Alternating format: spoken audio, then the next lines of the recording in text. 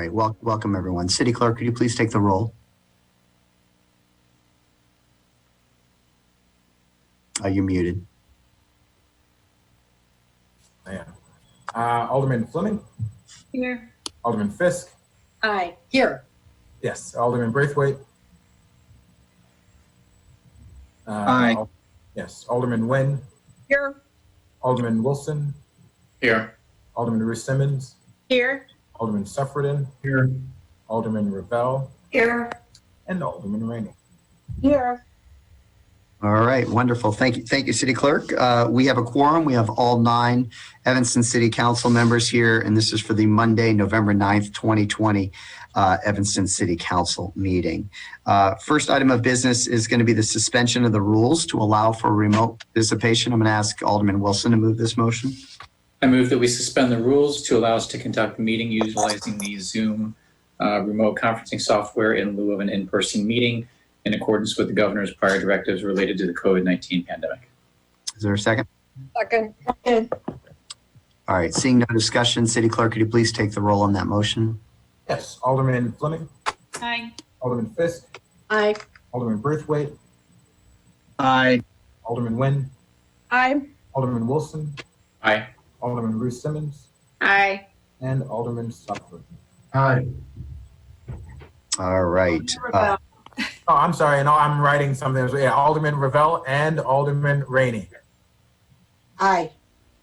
All right. On a 9-0 vote, the Evanston City Council voted to suspend the rules to allow for remote participation. That's because the pandemic of COVID-19 is still going on, and it's not safe for us all to be close together in the same room. So that passes on a 9-0 vote. We're now going to move to a public hearing, which is the truth in taxation for the 2020 tax levy. I'm going to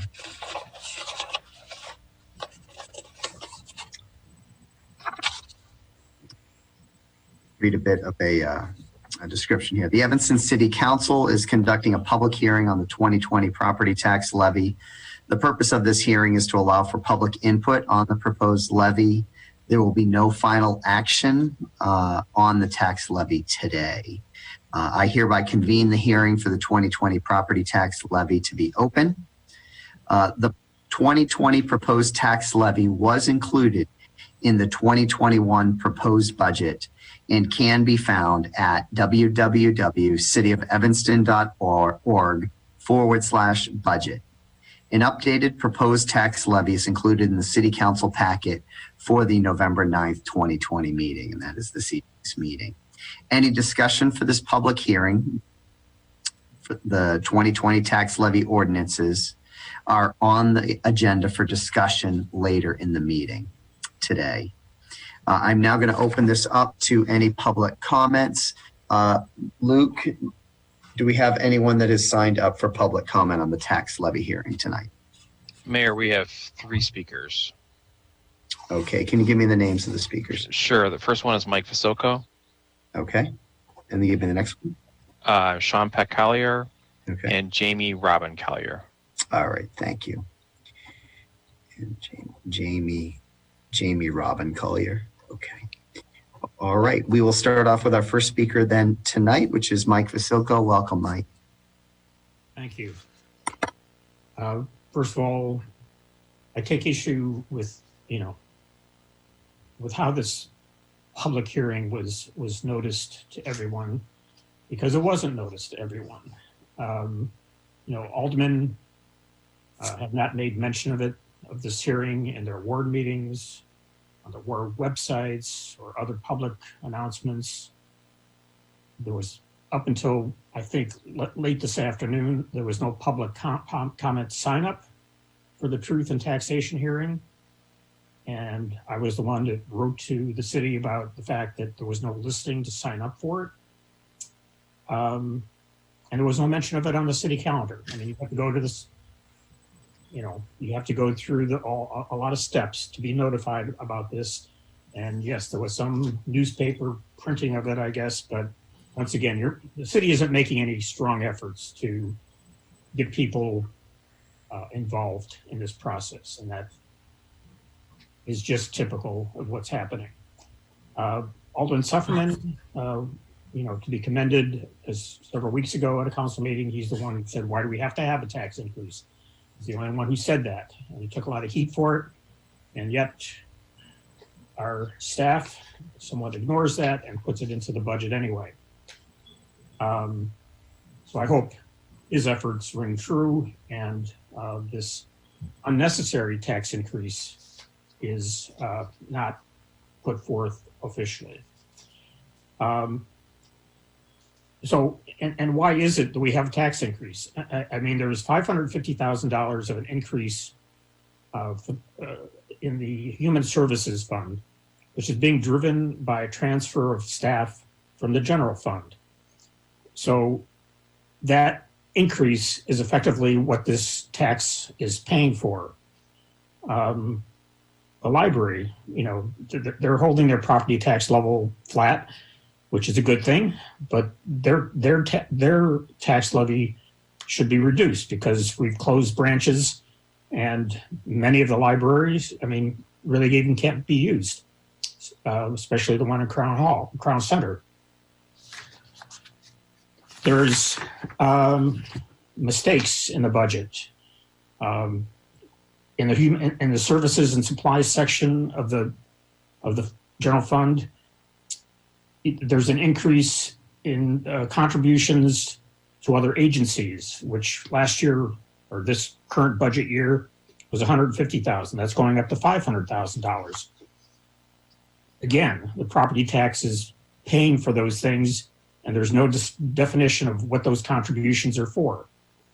There's the miscellaneous category, which was $157,000 in 2020, going up to $1.7 million this year as a miscellaneous expenditure. What's that all for? So it's apparent that staff is basically creating these little pockets of money to keep staff salaries and staff counts as is. Don't change the status quo. Don't effectively be forced to reduce staff or to reduce their salaries or to reduce their benefits. It's all about protecting the staff costs. Here we're struggling, and then there's 13 new positions being advertised for the city, many full-time positions and some part-time positions, of all things for the library, of all things for a lot for the library, some for health and human services, which could be legit, but again, you're adding staff by moving them from the general fund. So it's forgive the expression, but it's kind of a shell game. You're just moving from one area to another. The staff is not really being cut, and they should be. Robert Crown, one of my favorite subjects, as you know. We're bleeding money at Robert Crown. You can blame it on COVID, but regardless, that project was never meant to make even break even on its annual revenues and expenses. But now we're bleeding $1.6 million, as I understand it, for this year to date. So we've got 735 positions in the city. It seems like that's more than needed for a city our size. And bottom line is the taxation isn't needed because we're not really cutting where we need to cut. Thank you very much. Thank you, Mike. Next speaker is Sean Peck Collier. Thank you. First, I should probably bring up, it does not appear as though this Zoom call is being recorded. Anyway, good evening, Alder folks. First, I think our city staff should be commended for bringing a reduction in the tax levy to 4.9% from its original points. But based on what we see in the budget, and there can be more than we can do to eliminate this levy. As our taxation is based upon the funding that our city requests, I will be focusing on just the police budget that is found on pages 74 through 78 of the proposed 2021 budget document on the city's website. So the city's final 2019 budget for police regular pay was 19.6 million, but only 19.1 million was actually spent. This is a hiring lag difference of $500,000 that should be reflected in the 2021 budget. Additionally, the city paid $118,000 in termination payouts in 2019, expects to pay $694,000 in 2020 and over $700,000 in 2021, which means that the turnover rate is expected to continue at the same high rate as this year. Since the termination payouts are 6 times higher, we should be expecting a hiring lag that's even greater as we seek and vet qualified employees to serve our residents. And we should see that more reflected in the budget than we currently do. This is in addition to the savings that we're going to receive due to the hiring freeze we currently have in effect, and which we should expect to continue through the middle of next summer, which is when our best scientists project the pandemic will be over. Now, in interfund transfers, since we are proposing a decrease in police department positions from what we had in 2020 and 2019, why is the budget increasing for police auto rental and replacement instead of decreasing? And my question is, why aren't we taking the lessons that we've learned from past budgets into account and accounting for the savings our city should be expecting from the hiring lag that will inevitably take place? Finally, the police department shares their ongoing activity measurements in our budget, our proposed budget, where they report that Evanston crime has dropped. This year, we're estimating a 20% drop in calls for service and a 30% drop in total arrests. Isn't this a good time to look into reducing the police budget more aggressively to better reflect our low arrest rates and comparatively lower crime? So many people are financially struggling and forced to tighten their belts in order to survive. Based on this budget, we can do more of that too, instead of placing an increased tax burden on our neighbors to accrue funds that we know we aren't going to spend. The city's budget is a core statement of its financial and public service priorities. As such, I ask our city to not approve a budget or a tax before it has done everything it can to continue looking for ways to be fiscally responsible in the tax burdens it places on our residents, and continue working on a budget that achieves the goals of equity, transparency, and accountability that our city council and city has previously resolved to pursue. Thank you. Thank you, Sean. Our last speaker is Jamie Robin Collier. Welcome. You're muted right now. Thank you, Alder, Mayor and Alder folk. May I do a screen share to place the document in your view? I assume that's yes. Let me just check with our technology people. I don't know if we have a rule on this or we don't do this. It's fine if it's okay with you, Mayor. I'm fine with that. Go ahead. And okay. Yeah. Okay. Okay. I have sent this document to Clerk Reed in addition. So this is a list which compares the final FY 2019 budget with the actual expenditures and computes for the regular pay, i.e. salaries, in each fund what I have termed and what Sean referred to as hiring lag, which is the difference between the expectation of what was going to be spent and what was actually spent. And you can see for the general fund, and even when you include the major funds like the library and the parking system fund and the water fund, that for 2019, the city actually spent 3% less than it budgeted in the salaries. This is a normal process that happens because when a position becomes vacant, it takes a while to fill that position.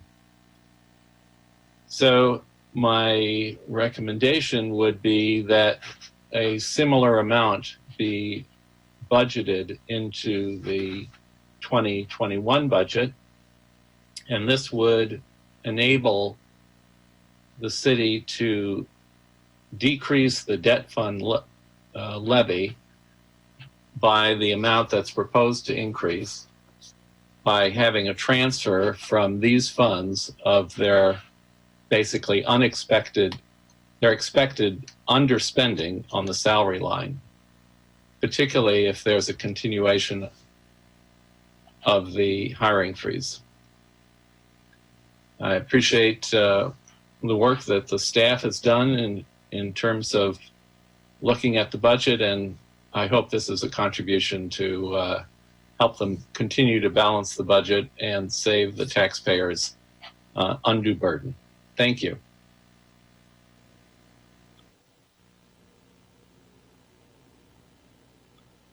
All right, thank you, and thank you to all the speakers tonight who spent time and went through our budget and offered these suggestions. I know the council appreciates that.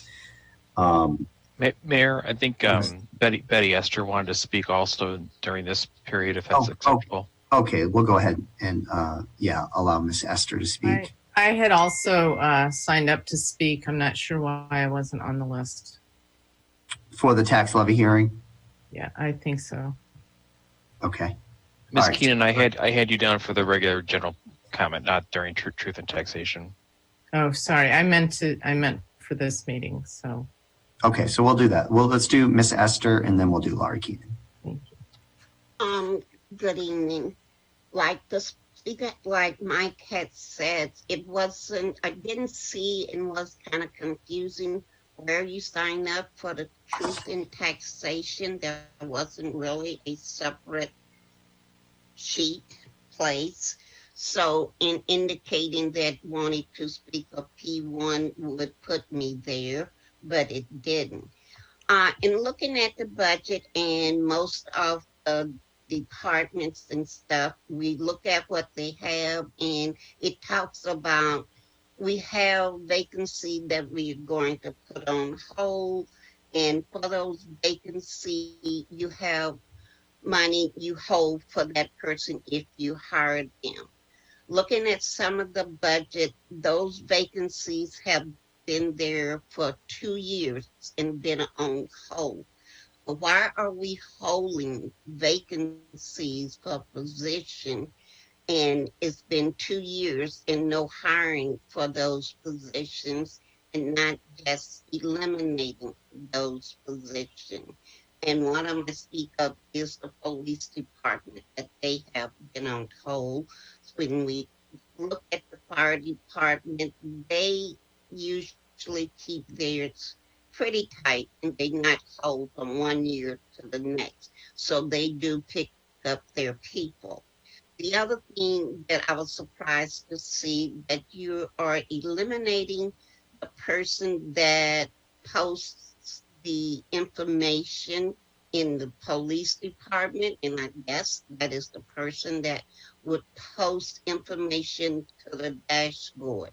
Why would you be eliminating a person that posts information to the dashboard when your dashboard is so incorrect? How are you going to correct that information if you don't have a person that is putting it in? We have been told here at the Citizen Network of Protection for 2 years that that was going to be fixed. And as of today, it's not fixed. So, but yet and still, you're going to be eliminating a person that I guess was supposed to have been putting the information in, instead of working with her or him to get it right, you eliminating the position. That doesn't make any sense. It does cut the budget and you're not spending that much with the police department, but it's not helping with transparency. Thank you. Thank you, Miss Esther. And Eric, I'm sure you and Hitesh are doing this, but if we can just take note of some of these comments from folks, and when you do the budget presentation tonight, address some of these issues that are raised, that would be appreciated. We're going to go to our last speaker on truth and taxation, and that is Laurie Keenan. Thank you. So I maybe this was better for council, but I think it applies to both. They want me to start my video here. I've talked to nearly 1,000 people, residents of Evanston, in the past few weeks, and there were so many comments about what their concerns are. But increasing taxes is such a huge concern to so many residents. And I know, sometimes you guys are so entrenched in the jobs that you're doing that I don't know how much you're out talking to the people anymore, but I can tell you nobody is asking for their taxes to be raised. And many people are worried about being able to stay in town.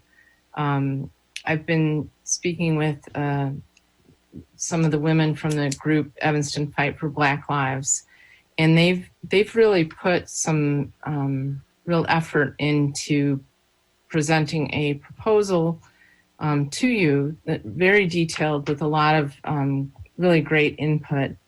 Some of the places that the police budget might be reduced. And it's sort of like what I've seen on so many issues in town, where they're just sort of summarily rejected or ignored. And these young women have really done an excellent job at really detailing where they think some of this money could be better allocated, including that the police budget is so much higher than social services in Evanston, and that there are places to support low-income Black and brown families in Evanston. It's a shame that people like Kevin Brown was fired, or the success of his program was cut. Money needs to be reallocated. I think defund is a terrible name. I'm in the business of public relations and marketing. I think it's a bad word, but reallocated and put back into the community as we reevaluate the necessities of the police force. Their packet has a lot of great suggestions, and I would encourage you to take a look at it. There was also the Citizens Network of Protection in Somerville, Massachusetts, which is a Boston suburb very much like Evanston. They have a police budget that is $25 million less than our budget. Somerville, Massachusetts has a population of 81,000. We have 74,000. The median family income is $84,000. Ours is $82,000. Their police budget is $16.1 million, and ours is $41.2 million. How and why do we justify that while at the same time raising taxes of the people who are probably the most disaffected by this? So those are some of my concerns, and I hope that you'll take them into consideration tonight. Thank you. Thank you. Is there anyone else that wants to speak at this tax levy public hearing? And there was no one else that signed up, Luke? Not for this portion, Mayor. Okay, so hearing nothing further, I hereby adjourn this meeting. So the truth and taxation hearing has now been adjourned. We're now going to move back to our agenda. First up, we've got mayor announcements.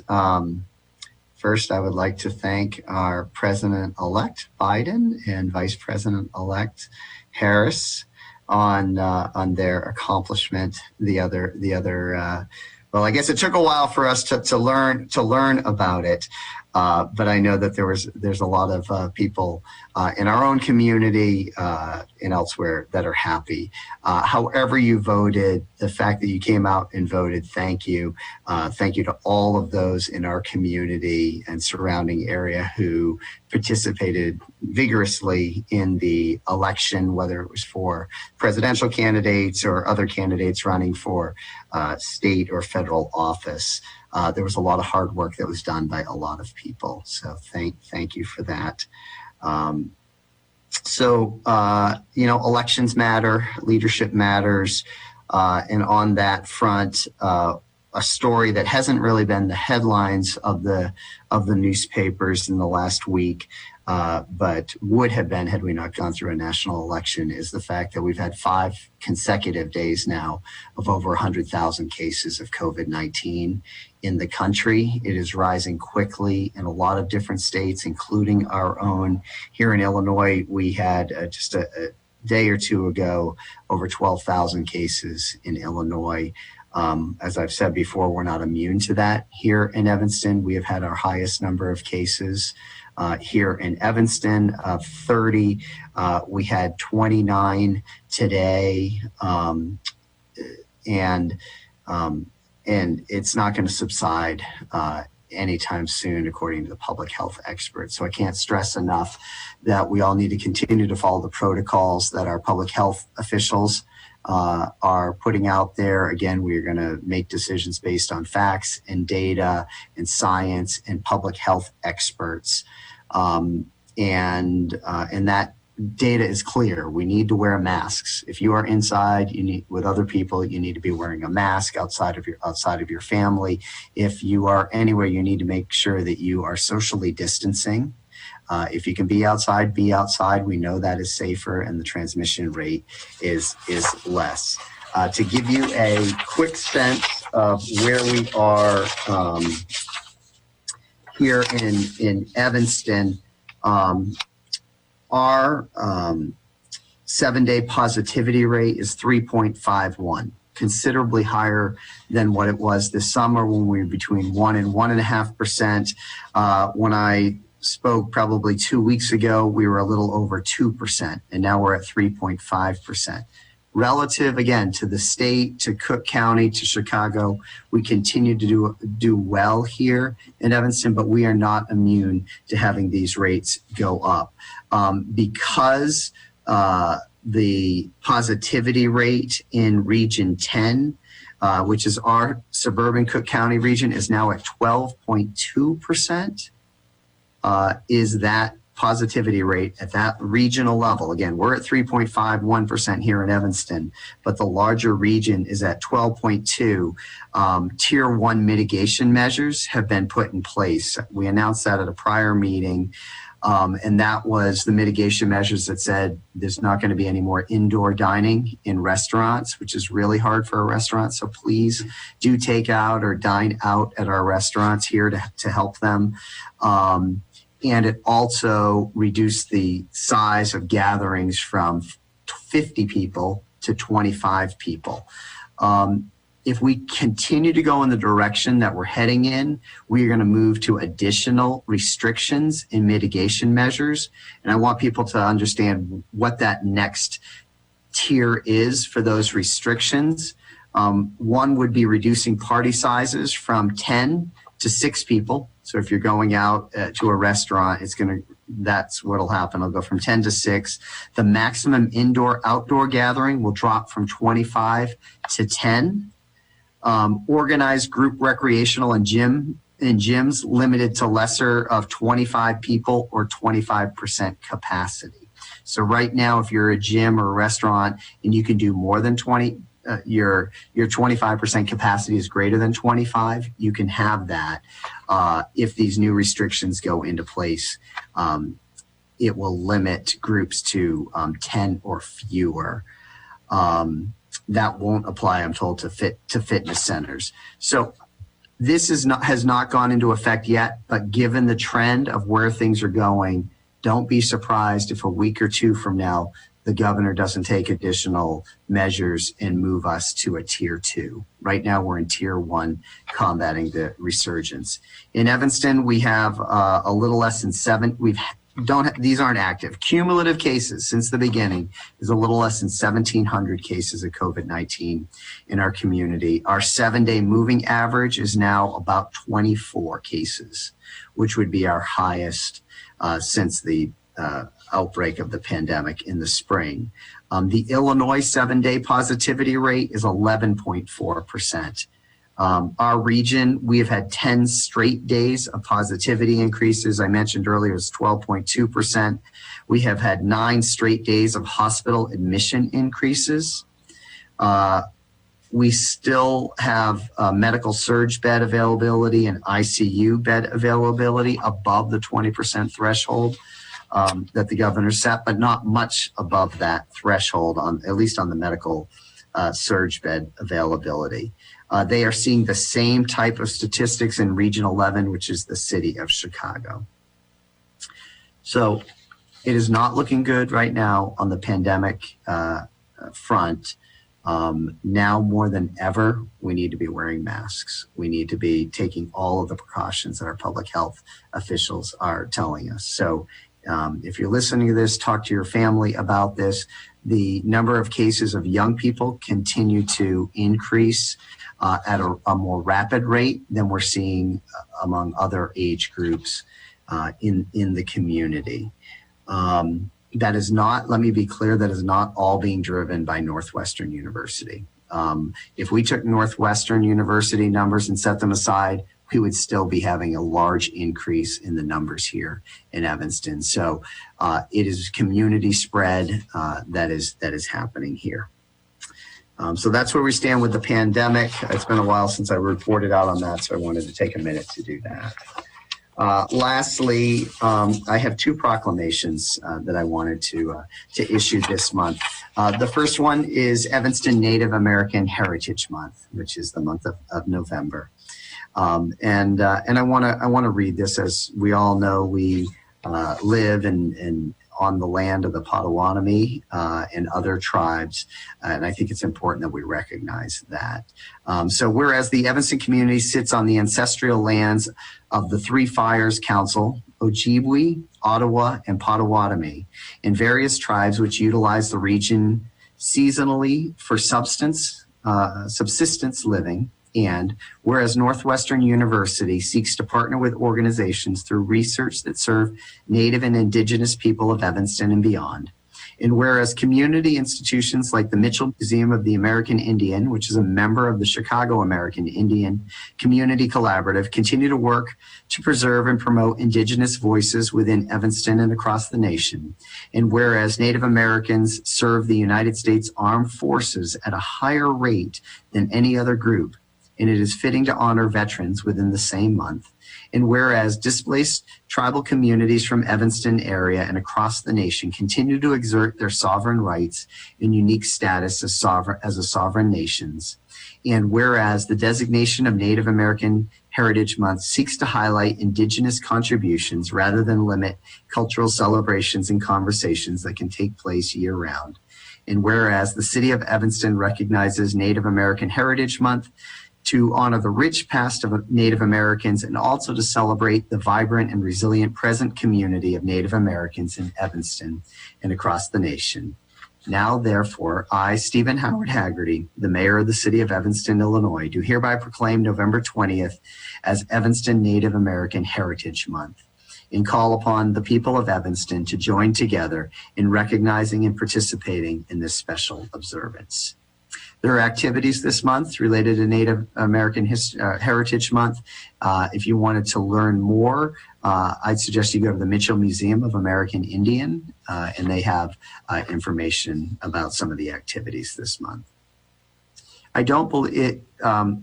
Luke, do we have, I just want to make sure before I move on to the next proclamation, did we have anyone here from Mitchell Museum that wanted to say anything? I'm here. Hi, Jan. Hi. Hi. Did you want to add anything to what I did, or share a little more info with anyone?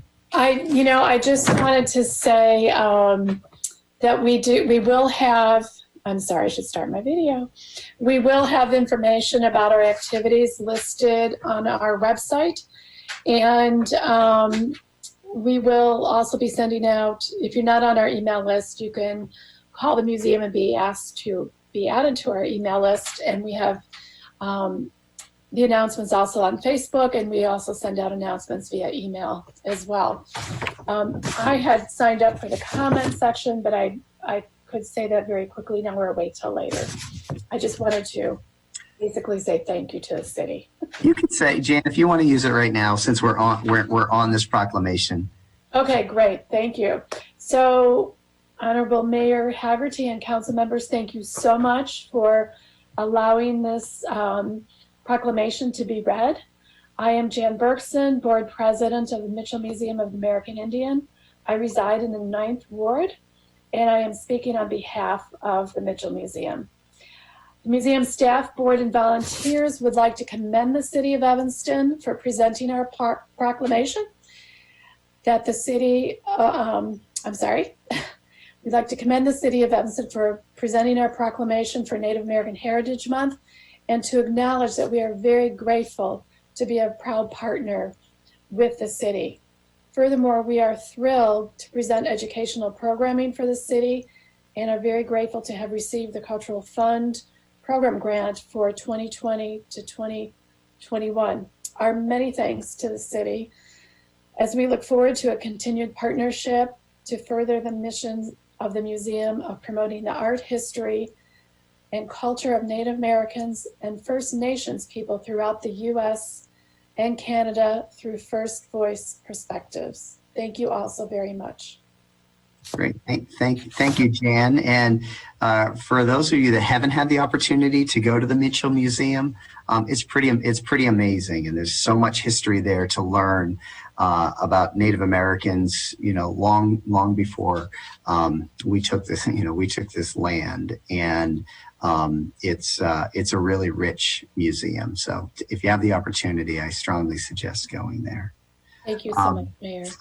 You bet. We have one more proclamation in recognition tonight, and that is for the Rotary Club of Evanston, who is celebrating 100 years of service. So everyone knows that we have Rotary International headquartered here. If you don't, it's good to know that we are blessed to have Rotary here with something like 1.3 million Rotarians around the world. We are blessed to have 2 clubs in our own community, and the Rotary Club of Evanston is celebrating 100 years of service.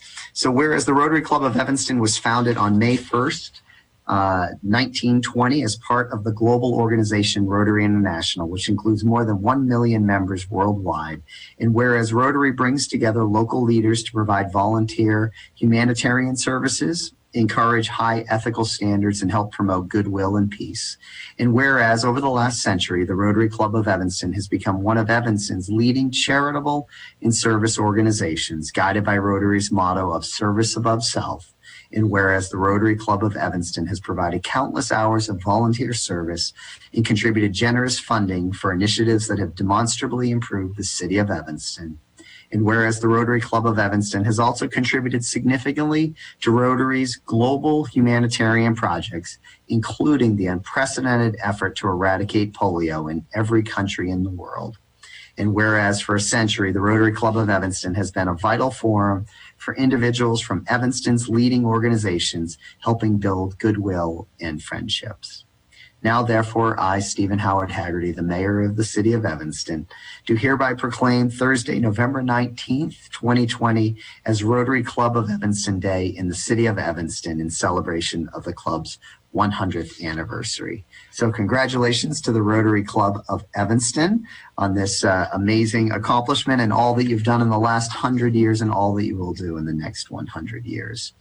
I don't know if we have anyone from Rotary that wanted to add anything or say anything before we move on.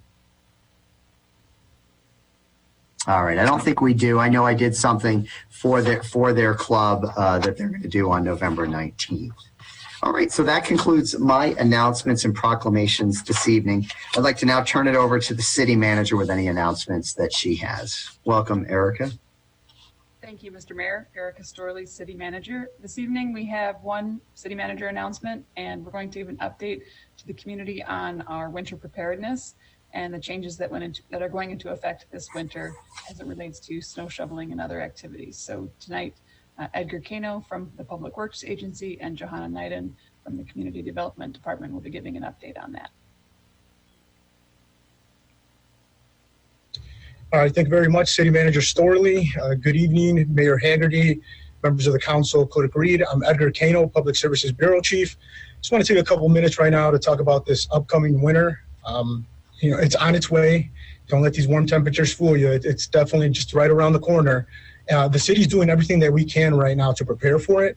We want to make sure that residents are preparing for it as well. In order to assist with that, we made a short video that we're about to share. So we're going to share that video. After the video, I'll touch on some key points. I'll also go over the projected snowfall for the year, and I'll answer any questions that you may have. So.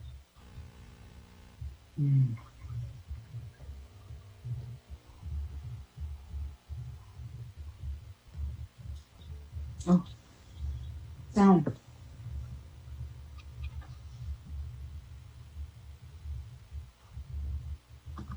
Is someone working on the sound? Yeah.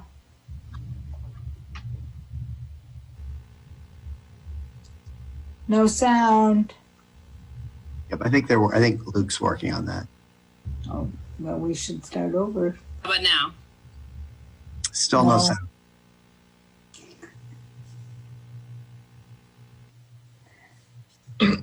Luke, any thoughts on why there's no sound?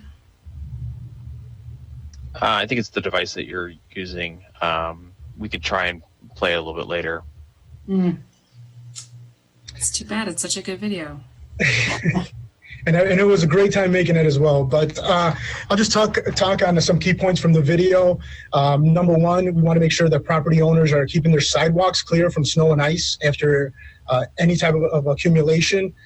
Previously, it was after 4 inches of accumulation. Now we're asking that it be done after any accumulation of snow and or ice. This also includes curb ramps. If your property is adjacent to those curb ramps, those are the ramps leading from the street onto the sidewalk. The city's going to be doing their part as well. We're going to be making sure that the drivers aren't piling snow on the intersection, but they're actually plowing through and feathering out mid-block as they're going by. Another point in the video we were touching on was making sure that residents clear the snow and ice from around their trash and recycling receptacles. By doing so, you help provide accessibility to the operators. This ensures that your receptacle gets picked up. It helps reduce injury from the heavy snow and slick ice, and it helps everyone stay on schedule. Another point to make is, please, we ask, do not push any snow from private property onto public streets, sidewalks, alleys, or parking lots. This becomes a hazard not only to the drivers, but to the pedestrians and bicyclists as well, especially during those freestyle cycles that regularly occur. We are encouraging everyone to sign up for snow alerts. You can sign up by contacting 311. There you can be notified of parking restrictions and just general city operations, anything that's going on with the city. It's a very useful tool. I use it all the time and it works great. Also contact 311 if you're looking for any snow shoveling assistance, or if you want to volunteer to be one of the people that actually help shovel those sidewalks, that would help as well. As far as forecasts go, right now we're projecting 40 to 42 inches of snow for the season. Average for our area is about 36 inches, and just to compare, last year we got just under 30 inches of snow. As far as temperatures go, they are saying November, December, slightly above average, as we've been seeing. But come January, the temperatures are going to drop, and they're going to stay down below average all the way through April. So, we're not expecting this to be an easy winter. There's going to be a lot of challenges, especially due to COVID. COVID brings a lot of unknowns. We don't know if there's going to be staff shortages, will there be material shortages, but we just have to prepare for everything and do the best that we can.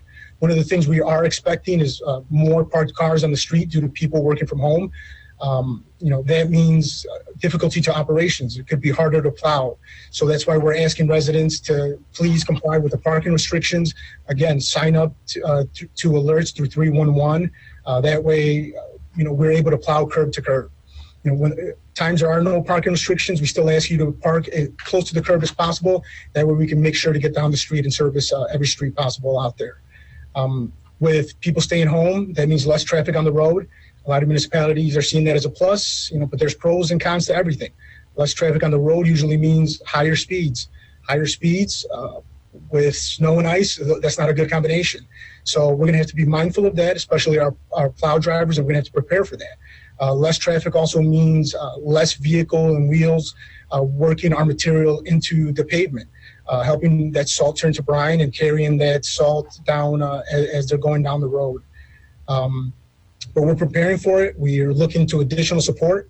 Public Works Agency has reached out to other divisions and departments within the city.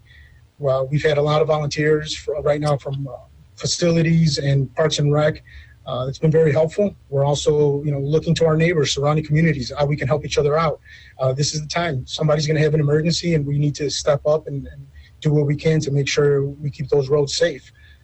We also introduced additional training this year to help in case of an emergency. We're making sure that all employees are cross-trained on every piece of equipment so that they can become familiar with that equipment and jump in it at a moment's notice.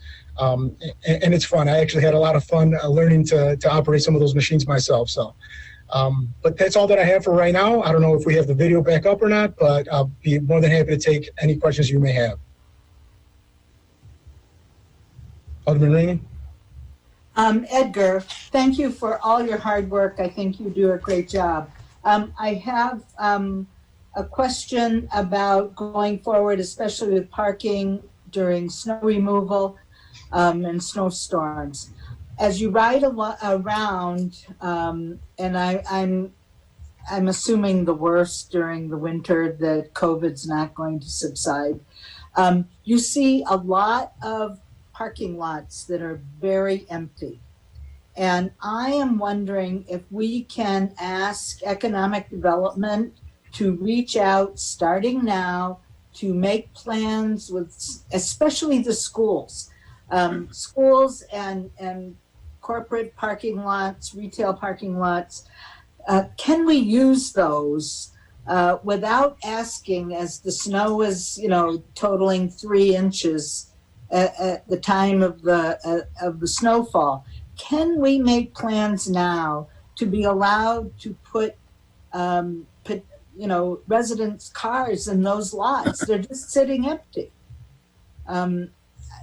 I think we should make plans ahead of time because, with everybody home, especially in neighborhoods like in the 3rd Ward and my ward, where there are multifamily buildings, there's no place to put your car. On snow removal days, there's just no place to put them. What do you think? I think that's a great point. No, it definitely is. I know we're going to be working with parking, get Mike Rivera's take on that as well, as work with them to possibly open up any parking garages during snow emergencies. So we're going to be meeting as a group to decide what's the best path to take. But that's great ideas, reaching out to schools and other corporate lots, as you mentioned. We'll definitely make note of that. I'm talking about the surface lots. I mean, we can. Right. I'm not talking about city lots, but surface, because city lots are all leased up. We know that. But the surface lots, like at the schools, Levy Center is empty. Robert Crown probably won't be, but James Park lot is empty. Church lots are probably empty. If we could do that, that would be great. Yeah, we'll take a look at that. We still have to remember that we have to keep those lots clear as well. So we have to plow those lots. We can't have too many vehicles there either, Yeah, that would be helpful. Yeah. Any other questions? Thank you, Edgar. I'm going to take one final try on sharing this video. All right. Good. Or if you could put the video online too, that would be nice.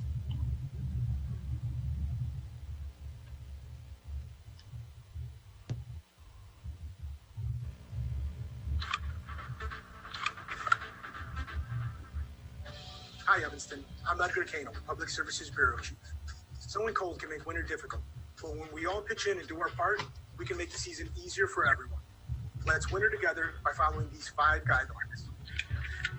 Clear your sidewalk within 24 hours after any accumulation of snow or ice. Paths should be at least 36 inches wide so that everyone can travel safely, including children, seniors, and those with disabilities. Clear snow from around your trash and recycling containers so that we can access them, empty them, and stay on schedule. Adopt a fire hydrant and keep it clear of snow so that we can find it and access it quickly in case of an emergency. Sign up for email or text message parking notifications, and we'll notify you when it's time to move your vehicle. Snow parking restrictions go into effect after 2 and 4 inches of snowfall to allow plows to clear our streets. Drive safely, give plows plenty of space to do our job, and never pass a plow on the right.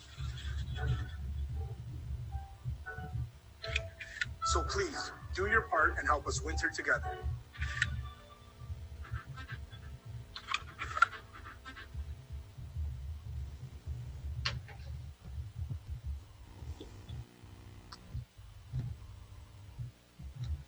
All right, thank you. That concludes my announcements, Mr. Mayor.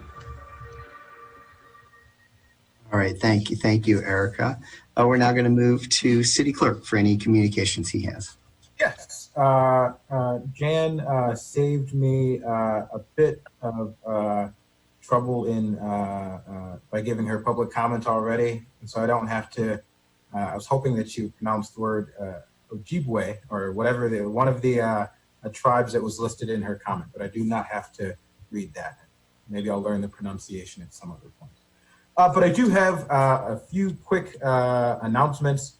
I'm going to do a quick screen share here.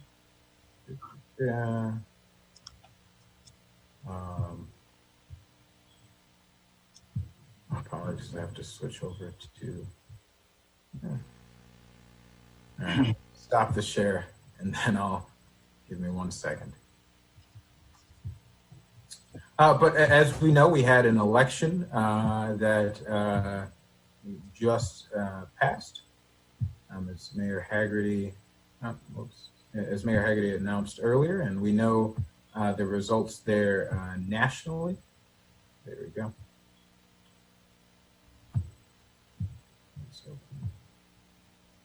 So congratulations to the winners of that election.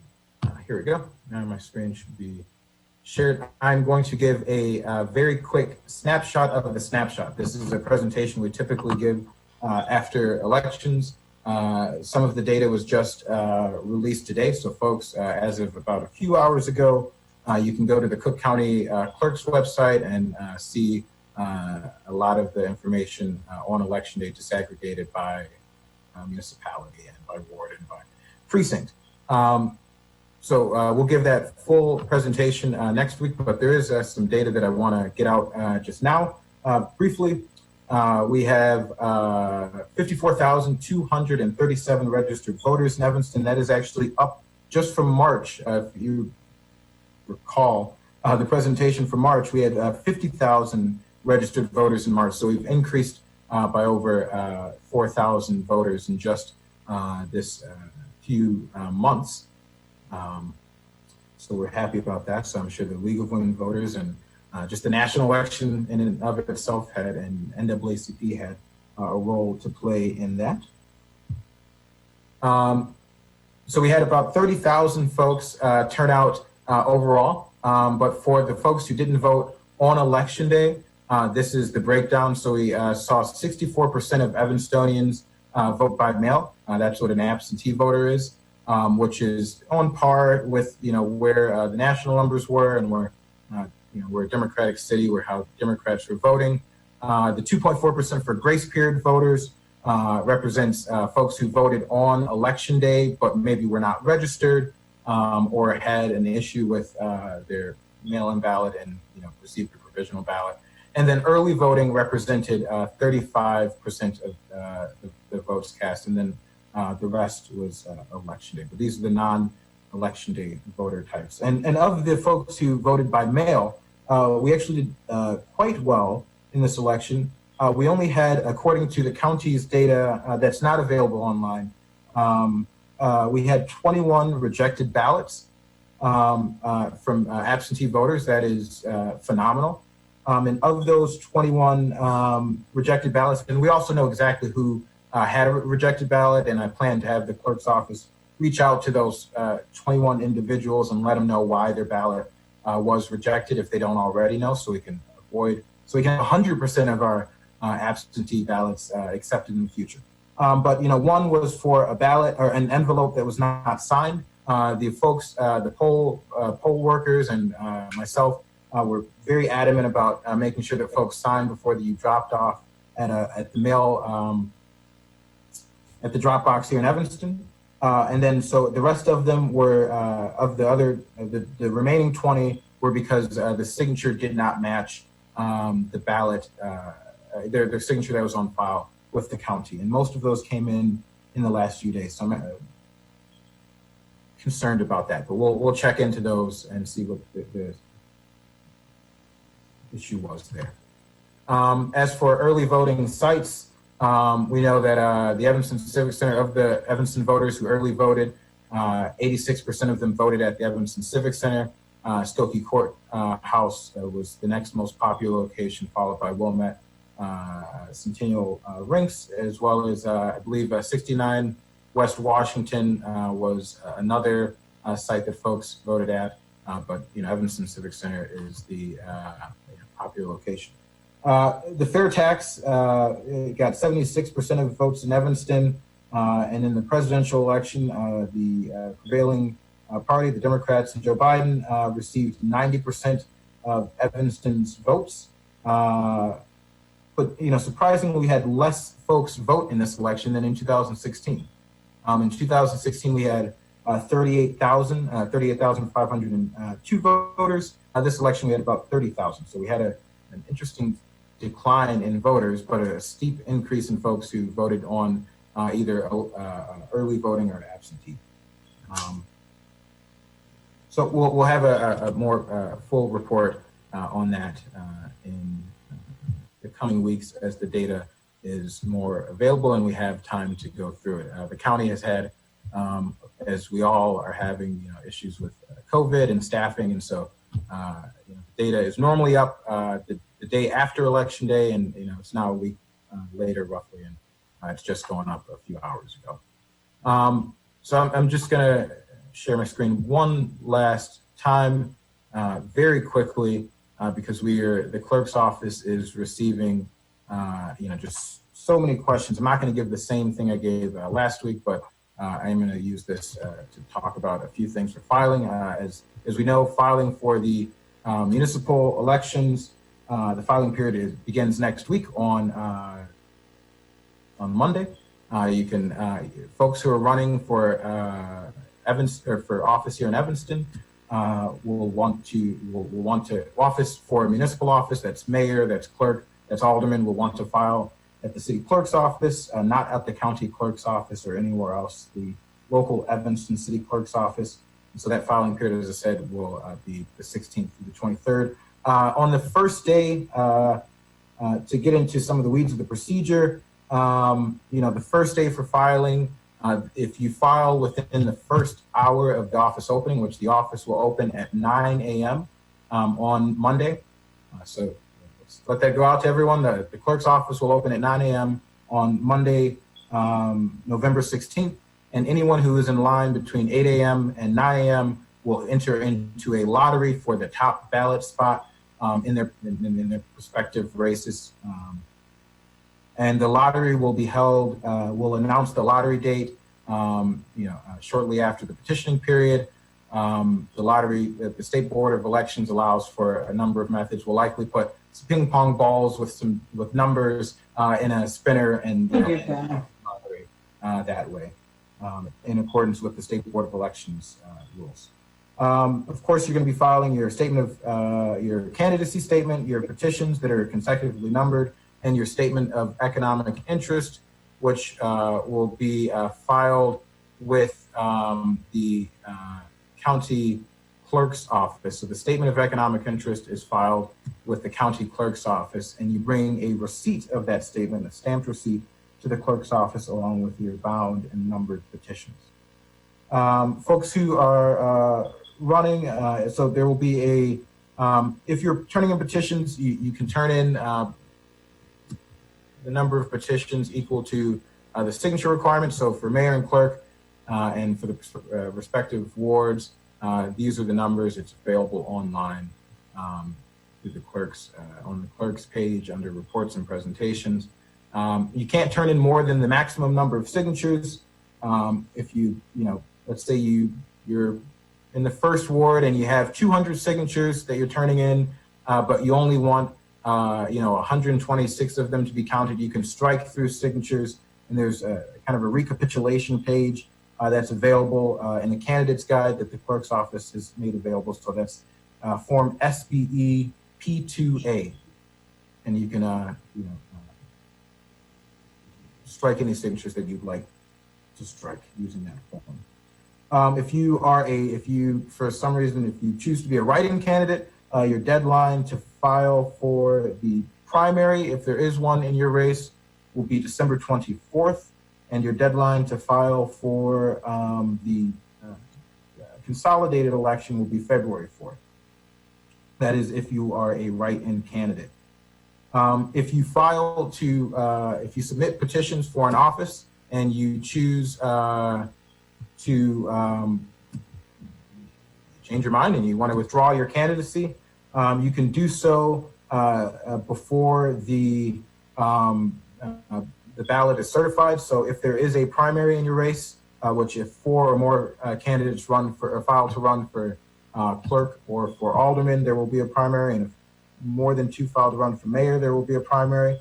But the deadline to withdraw your candidacy for the primary will be December 17th, or the date that the clerk's office certifies the ballot, which we will hold off until close to that last date. And then if you're, again, withdrawing your candidacy for the consolidated election in April, the deadline will be January 28th to withdraw your candidacy. Of course, there's an objection period that occurs after the filing period, and so folks will have 5 business days after the last day for filing to submit an objection to anyone's candidacy, and that will go before the local board, elections board, which is comprised of myself. It's comprised of Mayor Haggerty as the chair, myself, and Alderman Rainey as the longest serving alderman.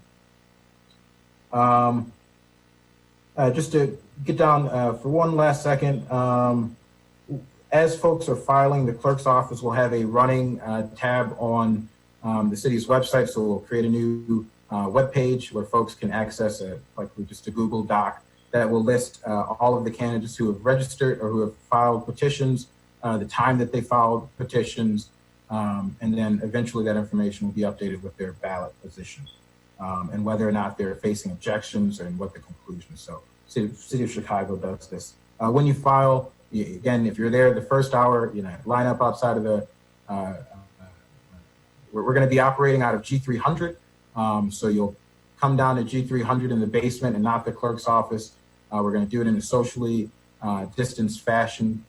And so we'll give you a number if you're lined up out there before 9 a.m. on the first day of filing. Anyone who files after that first, if you're not in line at 9 a.m. when the office opens up, your ballot position will be determined in the order that you file, except for the last hour of the last day on the 23rd, which is between 4 and 5 p.m. Then you'll enter a lottery for the last ballot position.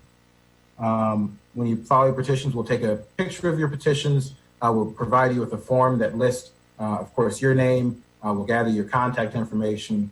We'll list the number of pages that you have turned in and some check boxes to make sure you've hit the documents that you need. And then you will receive a copy of that. And those records will be publicly available for any resident of your ward to inspect your petitions through FOIA. We'll get it to you right away. If you request it, you'll get a copy of it.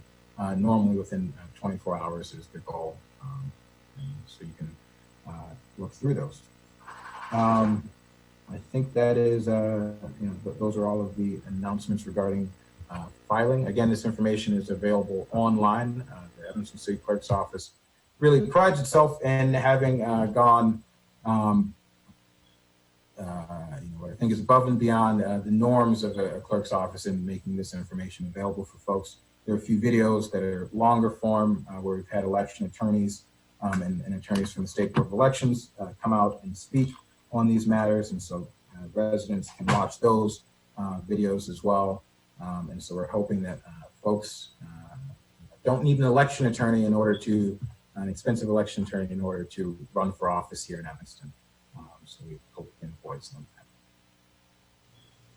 of that. Thank you, Clerk Reed. We're now going to move to the next item on the agenda, which is public comment. We have 27 people that have signed up for public comment this evening. So based on our rules, we set aside 45 minutes. I took the 27 divided by 45. So that means that each speaker will be granted 1 minute and 40 seconds this evening. So the first three speakers, the first one's Bruce Enenbach, then Eric Passat, and then Mike Vasilko. So Bruce, if you're here, welcome.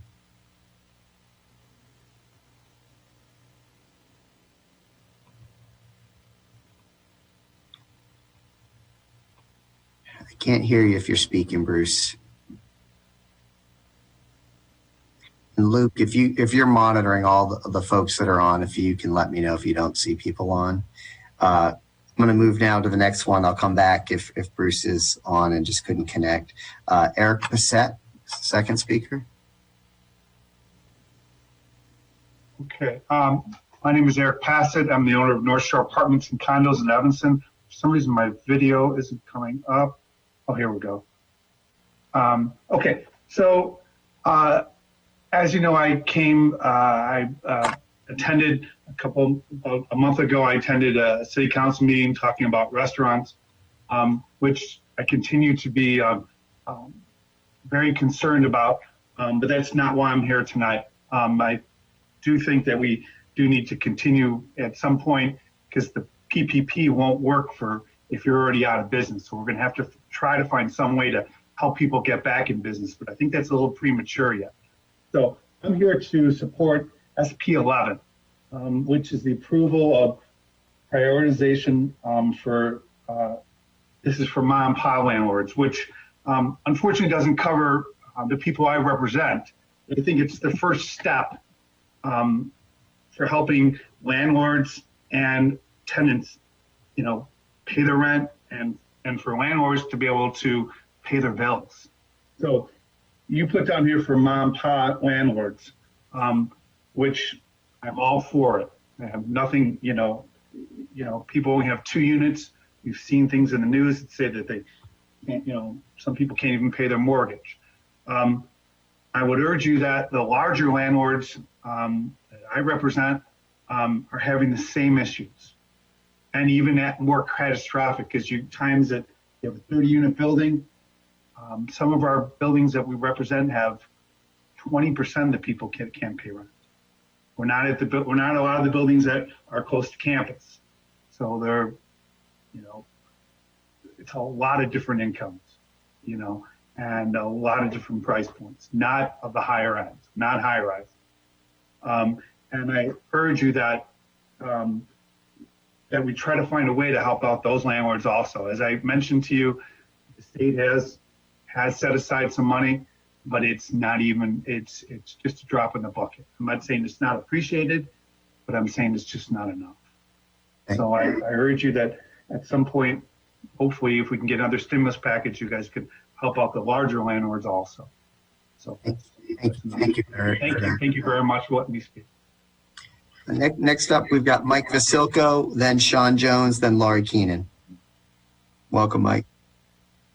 Thank you. So once again, regarding the budget, many Evanston citizens are unemployed and struggling. Property tax increases, increased fees and fines are callous and will drive more people out of Evanston. You must look at staff cuts, salaries, and benefits. And don't just look at the police department. You have to look at all departments and look at, again, additional staff cuts across the board. So if you add up all the staff that Evanston has, part-time employees and full-time employees, there's 734 people when you add it up, but that includes part-time, these fractions of people. So we have over 800 bodies working in the city of Evanston. That certainly is more than we need for a city our size. If you look at the agenda, you've got SP3 tax increases, SP4 tax increases, SP5, SP6, SP7, SP8, SP9, they're all tax levy increases. Surely the council can see that that's a very regressive way to treat the citizens at this point in time. So, and it's grossly unfair to, bury money in in a fund where you had a miscellaneous number that was 157,000, and now there's 1.7 million in that fund. There's no explanation as to why that took place, but obviously that helps protect the staff, their salaries, and their benefits. And if you have people are being forced out of Evanston, you can't choose the staff over the citizens who live here. Thank you, Mike. We passed the 140 mark, Mike. Thank you. Next, we've got Sean Jones, then Laurie Keenan, then Carolyn Murray. Mayor, I don't think Sean Jones is here. Okay. How about Laurie Keenan? I spoke during the budget hearing. Yeah. Okay, so you're okay. Thank you. All right. How about Carolyn Murray? I'm here, Mayor. Thank you very much. Welcome. I just wanted to make a brief statement about the accessibility of services during this COVID time. I understand that the City Collections Office has opened up remote sites, and I would appeal to the council and to the city manager to try to establish some type of remote service sites for the potential candidates that are running and any questions that they might have. I understand that there has been a lot of internet and web-based information that has been put out there. However, I think that it's just a simple gesture to taxpayers who might have questions and might want to follow up with information. I was at the courthouse, and unfortunately, some of the courthouse Skokie staff directed me back to the City of Evanston clerk office. As we know, it is no longer open due to the pandemic. So I'm just asking for more readily available communication as far as emailing and residents that have asked questions in regards to getting information from the clerk's office. I'm sure the clerk does a wonderful job without a pandemic. However, we are experiencing a hardship, and the lack of accessibility is consistent in what I see with the service. Thank you. Thank you, Carolyn. The clerk's office. If I can just chime in to help her find the information, it's all online. The presentation given at council meetings, and so you can find anything that you're looking for. The clerk's office in Evanston has gone above and beyond any clerk's office, I'd say, in the state. Let me be very clear, and I will state it again. I am not talking about internet access.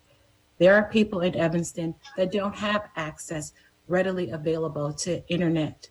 And I am asking you to consider to have a remote office hours set up, or even by appointment, for residents, tax-paying residents that are seeking services through the clerk's office. That's not internet. That's just services that the taxpayers have paid for. Got it. Thank you, Carolyn. Next up, we've got Betty Esther, then Carolyn Laughlin, then Claire Westell. Just a moment.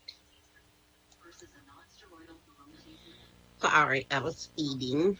But anyway, I do want to speak to just one issue.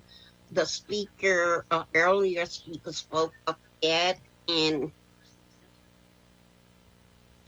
Okay, on it, and that was about the assistance and stuff that we give to landlords and tenants, and also goes with in speaking to the proposal that you are going to approve, I guess, with giving funds to undocumented citizens.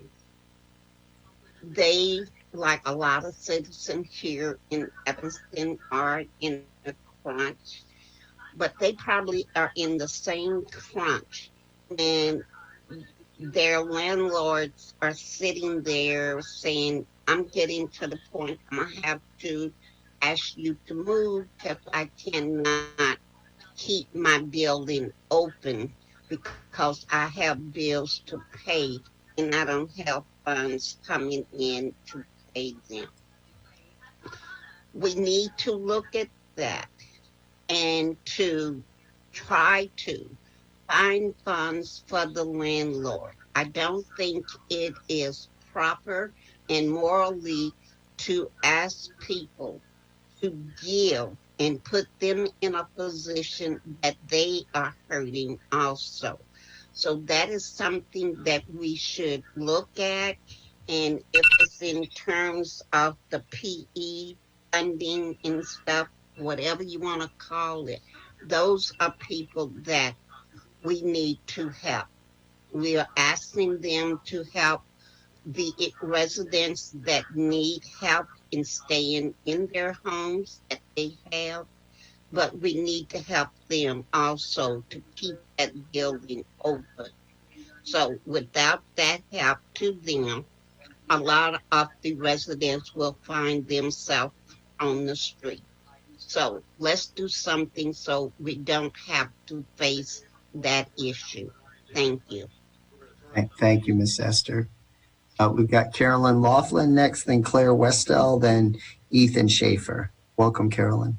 Thank you very much. This summer, I engaged with interest in Mayor Your Policing in Evanston discussion series.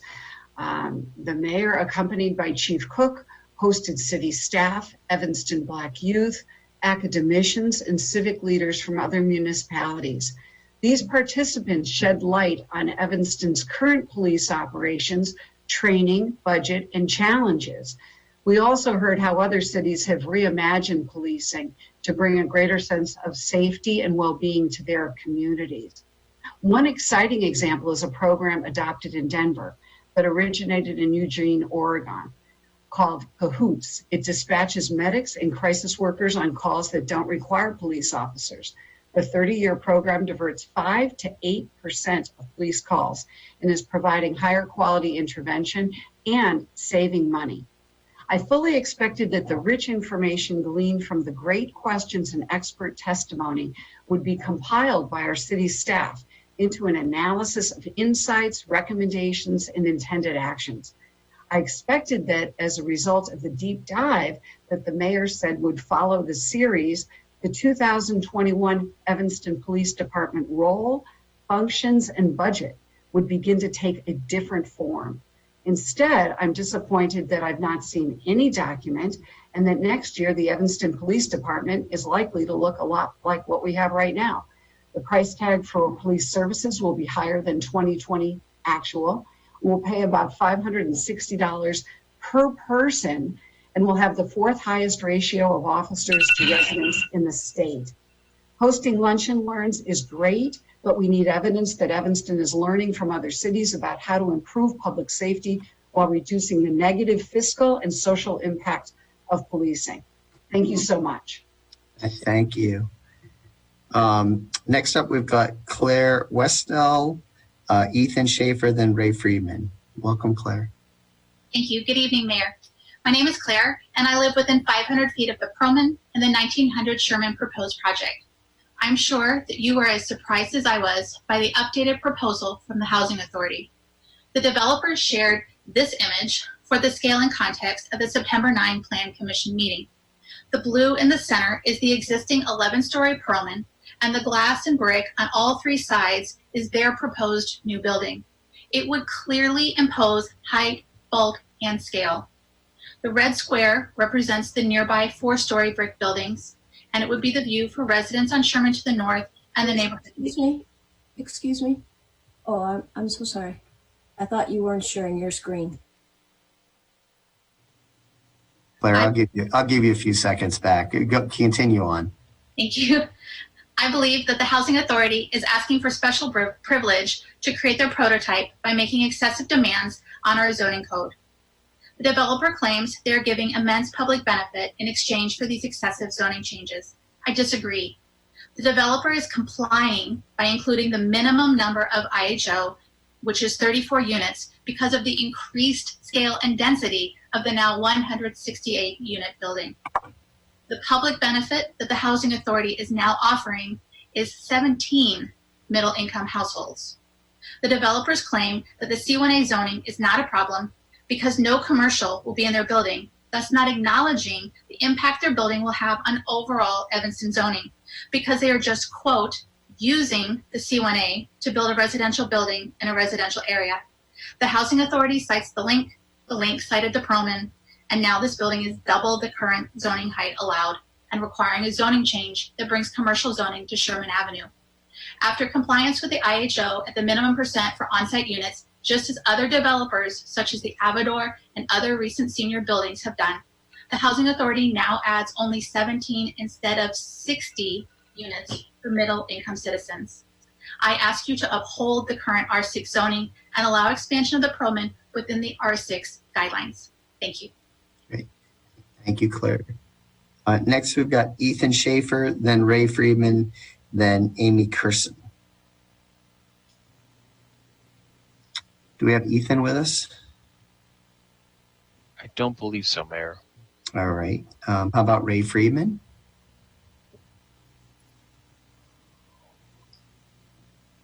See Ray with us? We can't hear you if you're speaking, Ray.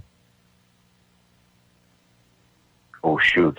Sorry, my phone was on mute. There you are, Ray. Welcome. Okay, thank you. Thank you. Good evening, everyone. Ray Friedman, 2nd Ward. I wanted to keep the public comment tonight a little bit on the brighter side. We have a new president-elect, and it was a beautiful day. My mom turned 90 last week, and no COVID here. So, but back to Evanston.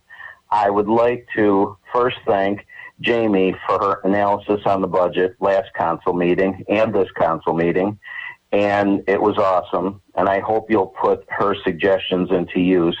I would also like to thank Bob Froscher for his comments on 1621 to 1631 Chicago Avenue. It was amazing last council meeting to hear all of the First Ward residents speaking on all the issues that this building would create. And tonight, you have another similar project proposed only a few blocks away at 1900 Sherman. Too high, too many units, not enough parking, and on the same parking lot as the 11-story 100-unit building that already exists. Are we still following the ordinances and zoning that we have here? To change subjects totally, I'd like to thank Reggie Napier for his help here in the 2nd Ward and his advice when I moved here about 4 years ago. Very sorry to hear about him retiring from EPD, and we'll miss you, and I want to wish him the best of luck. Also, I wanted to apologize to Erica Storley, as I was so involved with the process and lack of transparency in hiring the new city manager that I neglected to congratulate you on your new position. So we've had good conversations, Erica, in the past, and hope will continue. I sincerely hope we can all work together to create and reach our common goals. Now, I'd like to finish I just want to finish my public comment real quick on the disconnect between transparency and disagreement. With all due respect, Mayor Haggerty, but I am totally insulted by your 2-page letter to the roundtable on 10/22. Your premise does not work here because in order to have a disagreement, you first need to have a discussion or conversation or dialogue with residents. I cannot speak to what would be supported by the majority of elected officials, but I believe you are very wrong about what would or would not be supported by the majority of Evanstonians. If you want to know who is correct, just ask the majority of the 75,000 Evanstonians who live here. You're right. Sometimes we do just disagree. And yes, I would agree that there are inevitably controversies here in Evanston, as you stated. But controversies are not the problem. What you do about the controversies is the problem. Thank you very much. All right, Ray. Thank you. You went way over the minute 40, but I believe everyone has the right to get their word out. So let's go next. We've got Amy Kurson, then Greg Klozowski, excuse me, and then David Meek. Amy Kurson here. I'm passing, Mr. Mayor. Thank you. Oh, okay. Thank you. Next, we've got Greg Klozowski. Too. Thank you. Welcome. Oh, you're passing too? Okay. How about David Meek? We have David Meek with us.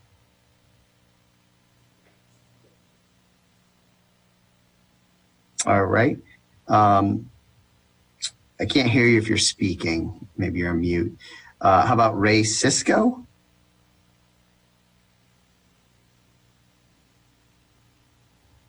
All right. How about Jennifer Karlovitz?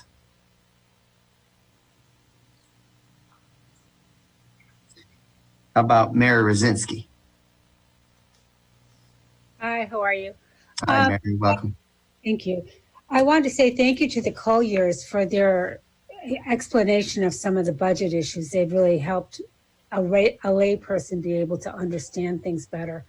I too am concerned about the unspecified $1.7 million program expenses under miscellaneous in the CDBG grants, and I think that we should probably get that specified because that's a lot of money not to know.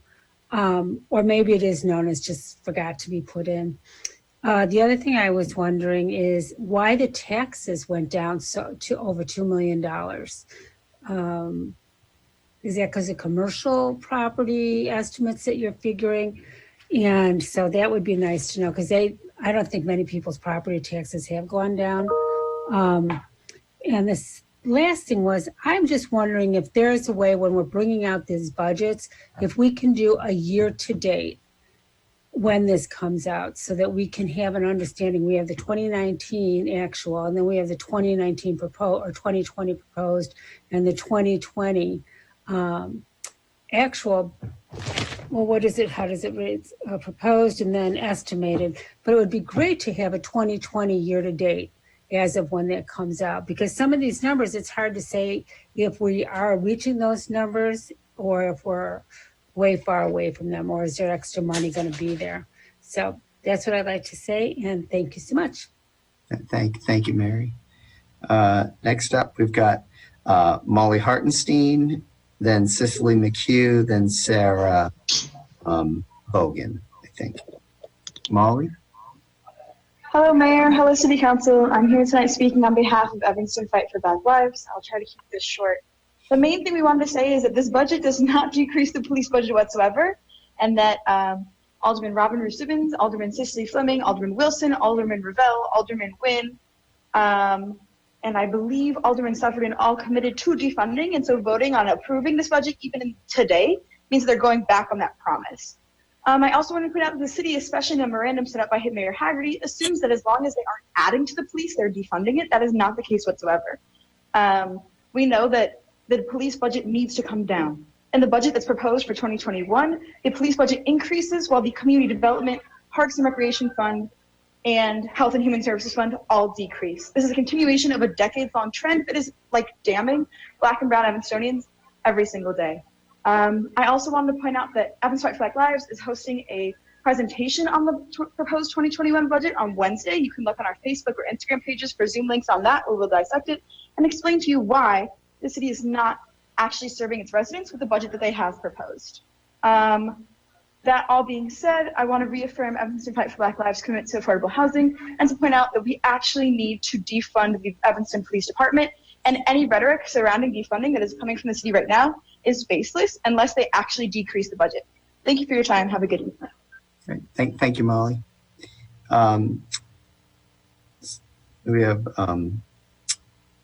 Cecile, I apologize, McHugh, then Sarah Bogan, and then Sean Peck Collier. Well, this is Cecile. I have three sort of unrelated maybe comments on the earlier meeting related to 1900 Sherman. Okay. I'll go as fast as I can.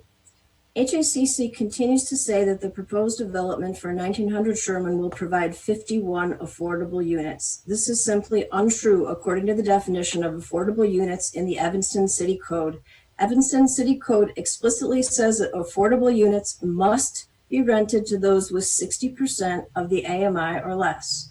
The proposal from HACC is to provide 34 units for those with 50% or less, so 34 units for those with 60% or less, essentially, and 17 units for those having between 80 and 120% of the AMI. These 17 units for those having between 80 to 120% of the AMI are not, therefore, affordable units.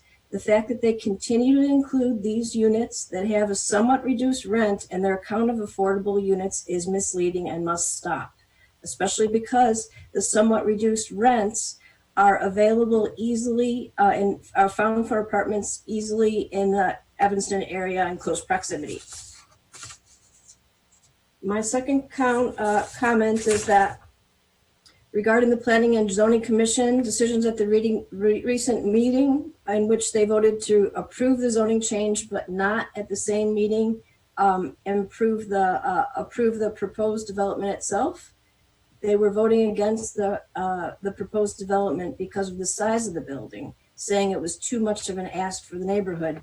This is odd to me because after examining the zoning regulations, it's obvious, as you all know, the way to keep the building down in size is to leave the current zoning as R6. Alderman Revelle said earlier that while she had been very vocal about height, she's been changing her mind. She seemed to be saying that the end result of having developers reduce the height of a building is an unattractive building that takes up too much of its lot. This is not a given.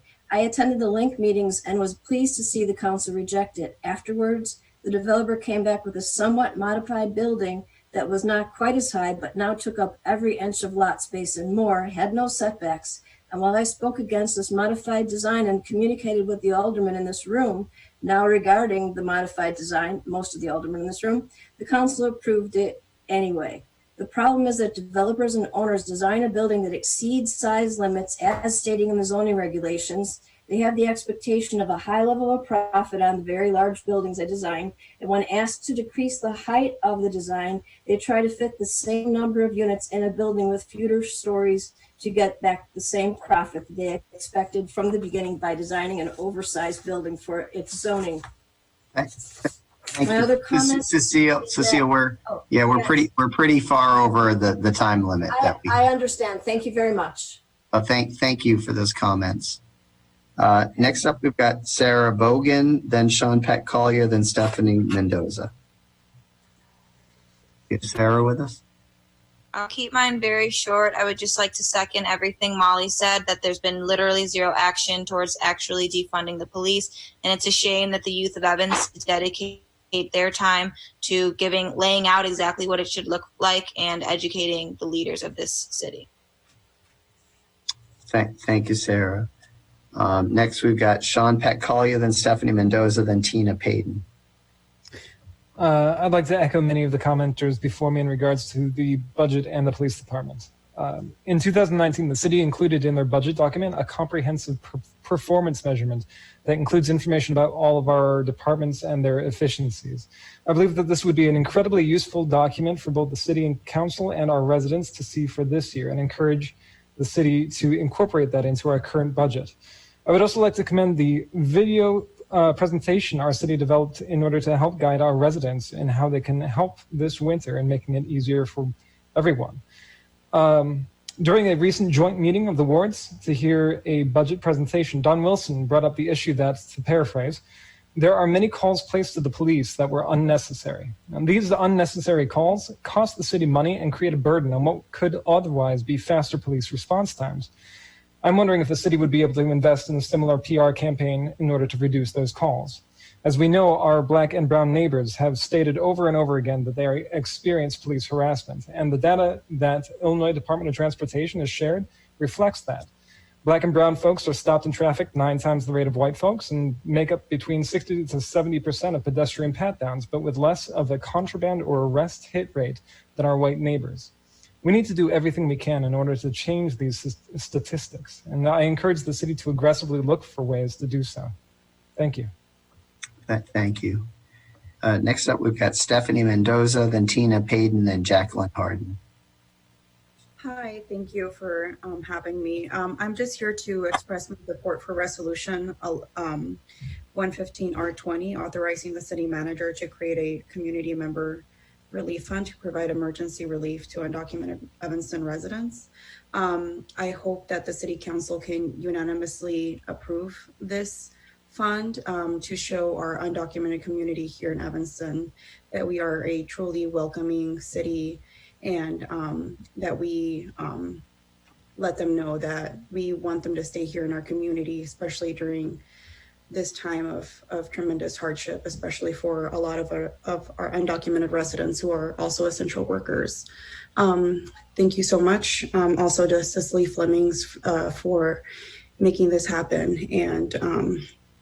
and for the Human Service Committee for passing this through as well, and to Ike for writing this up and taking the time to truly bring something forward that will help our undocumented residents. Thank you. Thank you, Stephanie. Tina Payden is next, then Jacqueline Harden, then Kira Kelly. Hi, good evening, everyone. First, I'd like to say that as far as the budget and the property tax, the Northwestern University needs to start paying. They own a lot and don't pay a lot. So if you start trying to get some more money from Northwestern, then maybe we can meet the budget requirements. They don't pay for the fire department and many other services, and so they need to start paying. Also, as far as the city snow plowing, I hope that this year that the city has trained their snowplow people and not put snow on the sidewalk after the citizens have shoveled the sidewalk. I will be calling 1,000 times if this happens. As far as 1900 Sherman, I thought from several years ago that the downtown plan was supposed to be, or the city of Evanston guidance for how we wanted the city to look would be the wedding cake plan. So now, as far as I know, that this is North Downtown Evanston, and you're putting tall buildings that are supposed to be in the middle of downtown, not in the outskirts. So now it looks lopsided, and there's no plan for that. E2 was supposed to be the border on Emerson, and the 1900 is on the border, over the border going north.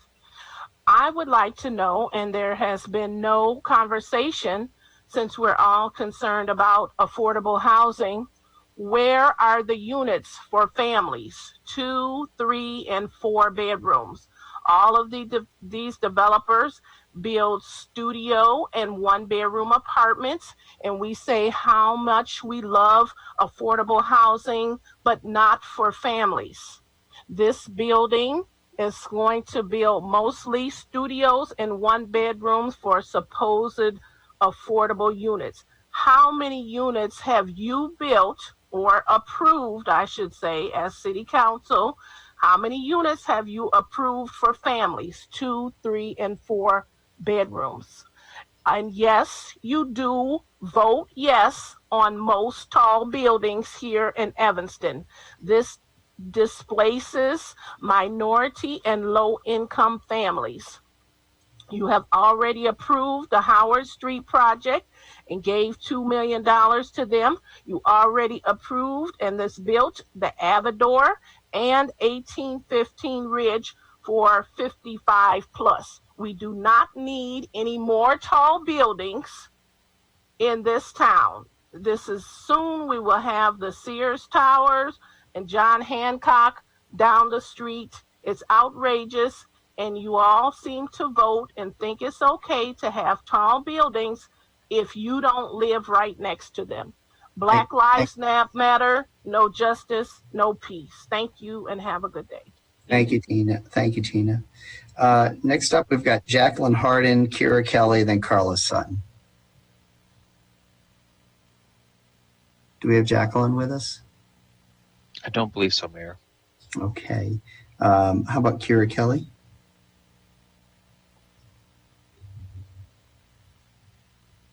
Can't hear you if you're speaking. Hi. Oh, there you are. Okay. Can you hear me? Yeah, welcome.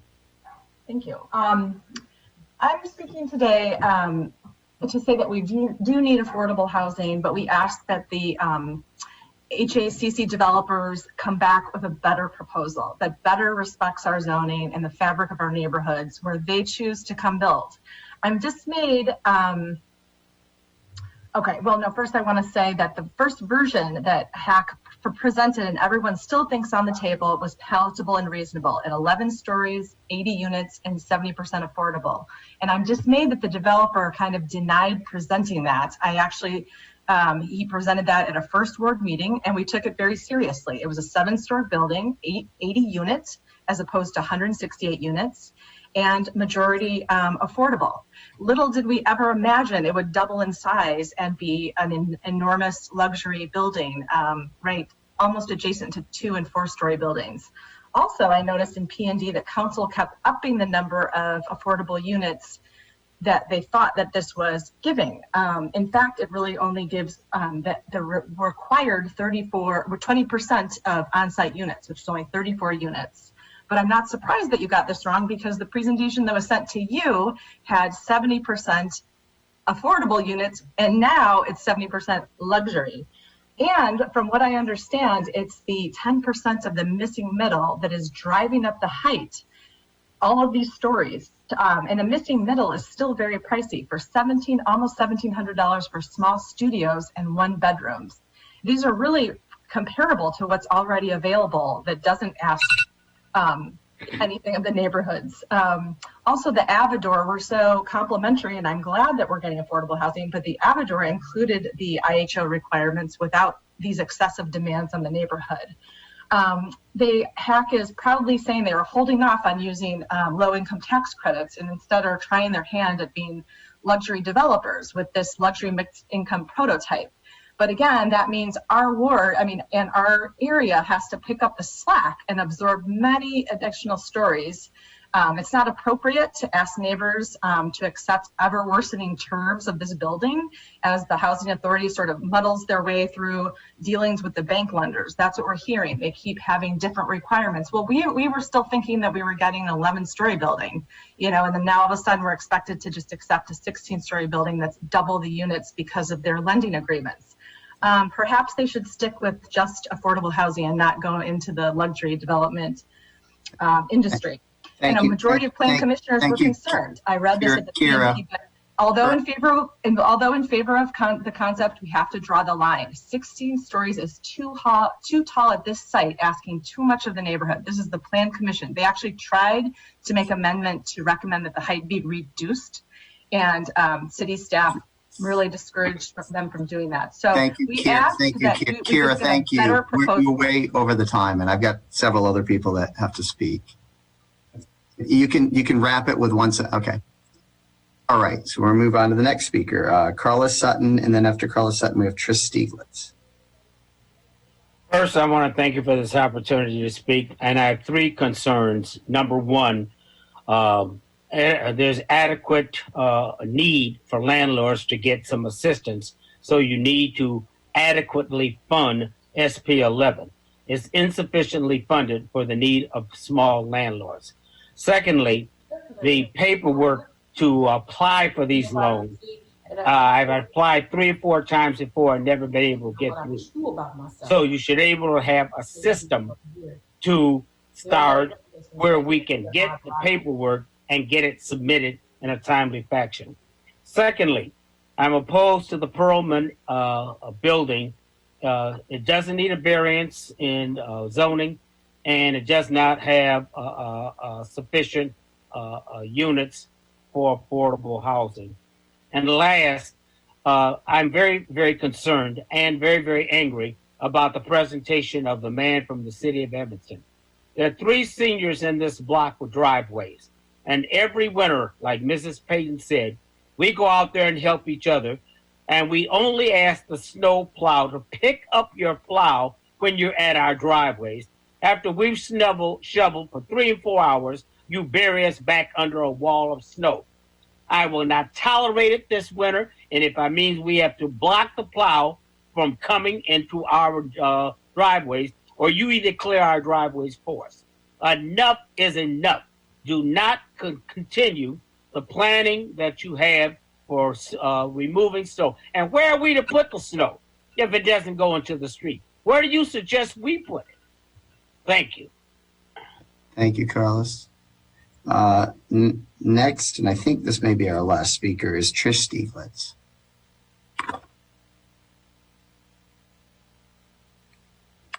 Are you with us, Trish?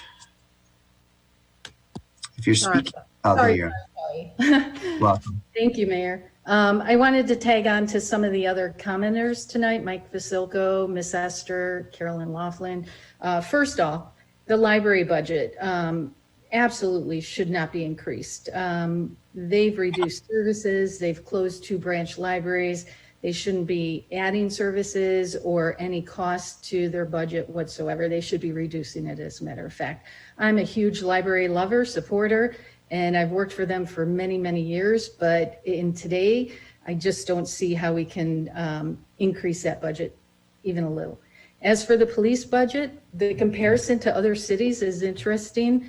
And if you then add on the Northwestern Police Department, I think our city exceeds all other cities in comparison to cost. And I'd like to see an evaluation of what that really is for our population and other cities of the same comparison who spend, whether it's 26 million and we spend 42 million plus what Northwestern spends. That's a huge amount of money. And Carolyn's comments were interesting, and I'd be interested to hear a discussion about the police conversation further. In my business, as for the budget, we took a 20%, our entire company took a 20% pay cut since March because of COVID. And we have a lot of high paid salaried people in the city of Chicago, in the city of Evanston. It's not unreasonable to ask them to take a pay cut or to lay people off. We should not be adding services. We should not be adding payroll whatsoever. We should freeze hiring, share the pain. Our citizens can't afford it, and raising taxes isn't an option. As for developments, I'm curious why the city of Evanston doesn't have impact fees for large developers. In Crane's business today, it was shown that Evanston Place is expected to sell for $70 million. I see the developers come in, and I know, Ann, they come in and they build these huge buildings and they make a huge profit, but the city of Evanston doesn't reap the benefits. Our taxes go up. The impact of services and our infrastructure suffers because of it. And I look at all the empty storefronts on the first floor, the retail spaces that are just empty. Davis Street Fish Market has been empty for years. And that's not just the only one. It goes on and on and on. And now in COVID, there's exponentially, it's increased. So I don't know how our city is going to survive in 2021 and 2022 when our revenue sources dry up because we aren't taking in income. And you're right, Ann, we need to think about raising taxes not taxes, I apologize, finding alternative ways of making money, renting parking lots, things like that. I fear that we're in major trouble over the years to come because of this. And so raising any taxes for anybody is unacceptable. And so I thank you for your time. Thank you, Trish. All right, Luke, that concludes everybody that I had on the list. Was there anybody else? That's my understanding as well. Okay, so I want to thank everybody for signing up and speaking on a variety of topics this evening at public comment. We're now going to move into the rest of the agenda. Our first order is special orders of business. We have several items under special orders of business. A lot of them are the tax levies and approving the fiscal year 2021 budget. Before we get into these discussions, I want to be very clear to everyone that the budget, 2021 budget, is not being adopted tonight. These items are all on the agenda for introduction this evening. There are still ward meetings that are going to be taking place in some wards to discuss the budget and to get feedback. That will be a 2-week process, and if these pass for introduction tonight, they will be back on the City Council agenda on Monday, November 23rd for action. So again, tonight, these are just for introduction. With that, I'm going to ask the senior alderwoman if she wouldn't mind being the one to introduce each of these under special orders of business. So if you could move SP1 first. Oh, I can't. You're muted. I'll be the guilty party here. SP1, ordinance 110020, approving the 2021 fiscal year budget of the City of Evanston. Our staff is requesting the council introduce ordinance 110020, adopting the 2021 budget for the City of Evanston in the total amount of $297 million, $246,100. And this is for discussion and for introduction. I move that we do that. We introduce it. Is there a second? Second. Okay. All right. So this item has been moved and seconded. I'm going to ask the city manager, Storley, if she wants to start off this discussion this evening. Thank you, Mr. Mayor. I appreciate it. So we have taken the feedback from the council that we received at the last city council meeting, and we've incorporated it into our draft proposal. And this evening we have a brief presentation outlining the tax levy ordinances that are before you on the agenda tonight, and also incorporating that feedback in those changes that were requested. So we, at this point, will ask for approximately 6 to 8 minutes to go through the presentation, and then we'll start the discussion on the budget. So Kate Westlaken, our budget coordinator, and Hitesh Desai, our CFO, will lead the discussion on that. Thank you, Erica. Kate Westlaken, budget coordinator. I'm going to start a screen share here.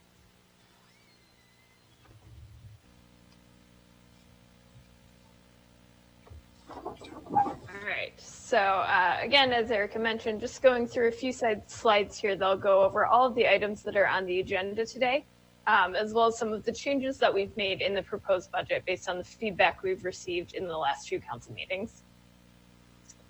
So there are a number of items on the agenda today. There are a lot of different pieces that go into adopting our 2021 budget.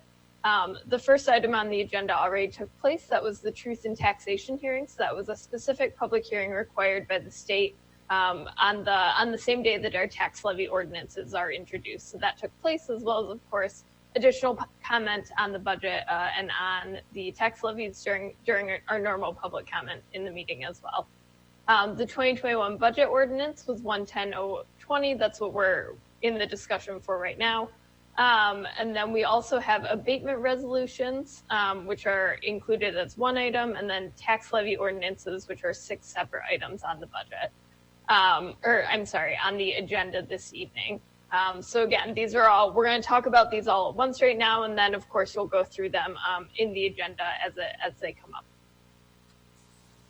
So the 2021 budget ordinance that was introduced, Ordinance 110-020, for introduction tonight is the 2021 budget in the amount of $297,246,100. This is a decrease of $23 million from the 2020 adopted budget.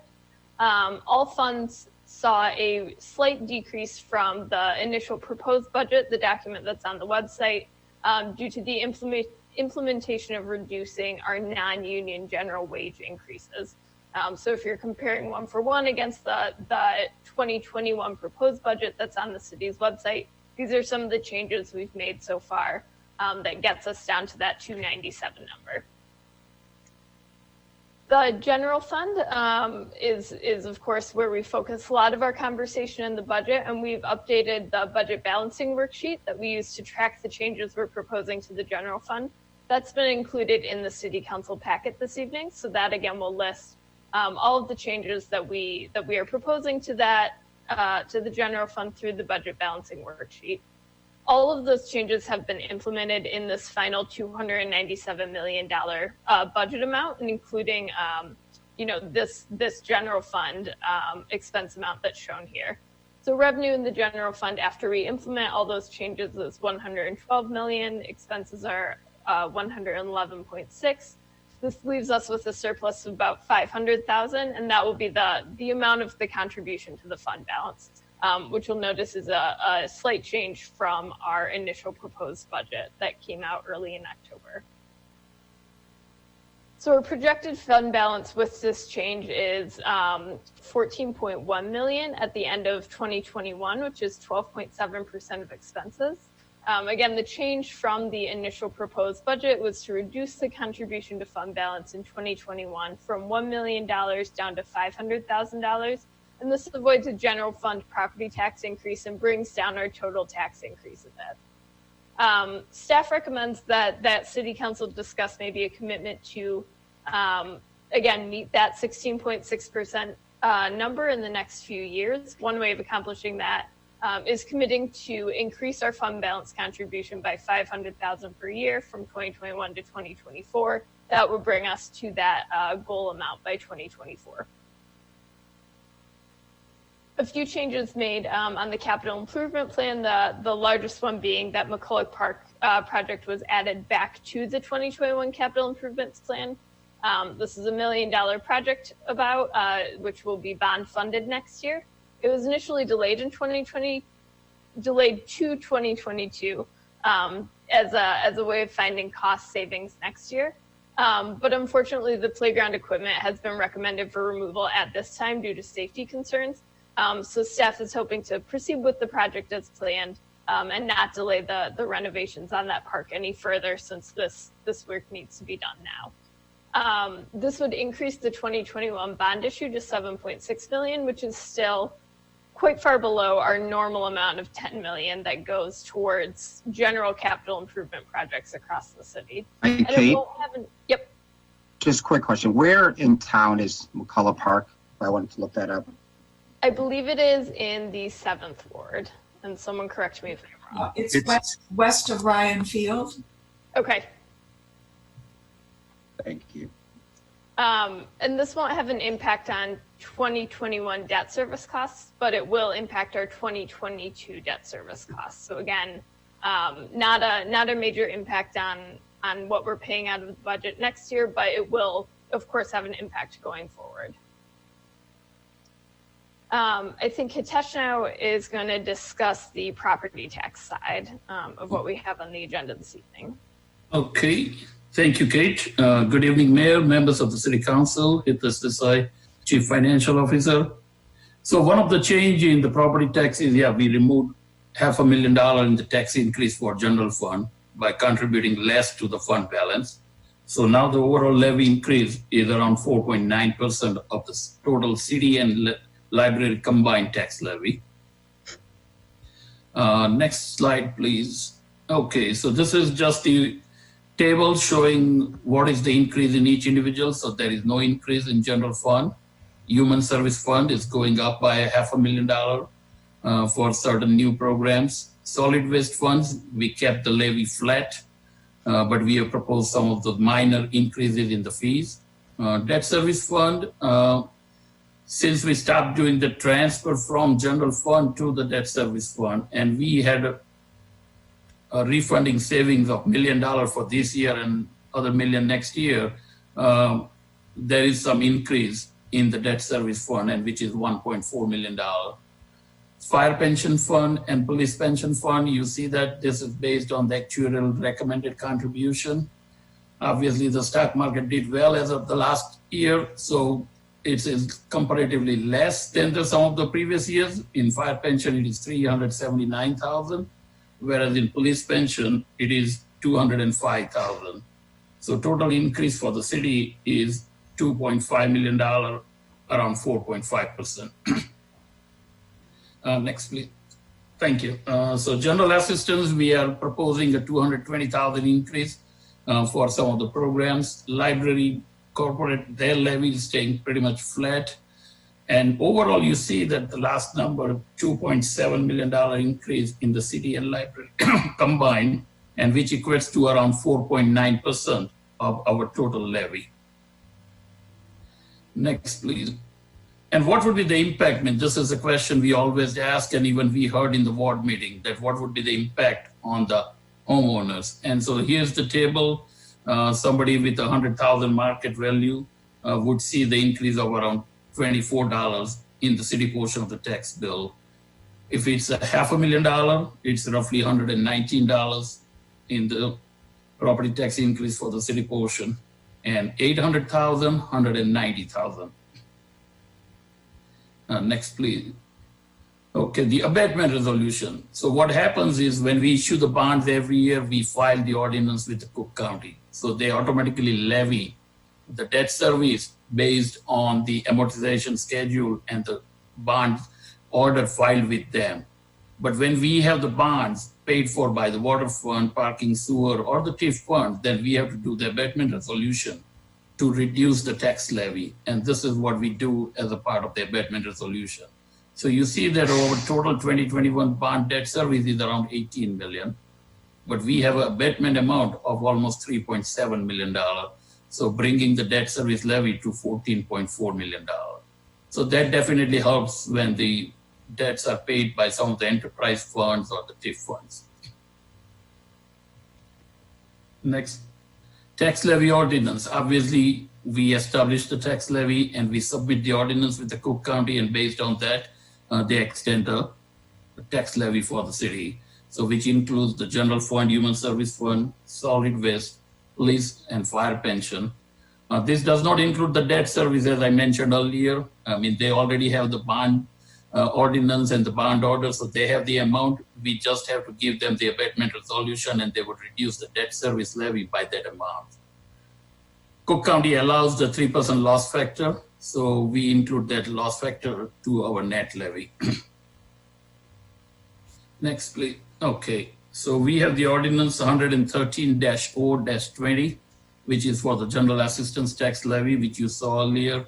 There is a slight increase of $220,000, and again, it includes the loss factor applied. Ordinance 114-0-20, which is the library tax levy. No increase, it's the same levy as the last year. And this is for the operations. Debt service levy is established through abatement. And again, library debt service is part of our city debt service. Same thing as a 3% loss factor applied here too. Next, please. Special service areas. We have few special service areas, and we have to have a ordinance for that tax levy too. And in light of the uncertainty in the assessment, we had a big jump in 2019, then we got COVID. Now I'm hearing some COVID relief from the Cook County. I don't know what is the formula. We decided to keep all the tax levies in the special service areas as the last year. So no increase in any of these SSS tax levies. Next, please. Okay. That's Or are we our done? last slide. Okay, so we are done. Okay, so it's, yeah, short presentation. And it's now, yeah, we would take any question on the bonds, the debt service, the abatement, or the budget. All right. Thank you, Hitesh and Kate. We'll start with Alderman Rainey. So I have two questions. First, I need an explanation for people I've talked to about the police budget. And Erica has given good explanations in the past about this. We have numerous police positions that we have eliminated. And those positions are positions where people have said, well, you need to take that money from those positions and move it into human services or community development. And I've explained what Erica has explained to all of us and what you can see in the budget, that there is no money backing up those positions. Erica, could you make a public statement about that concept so that everybody can hear it? Please. Sure.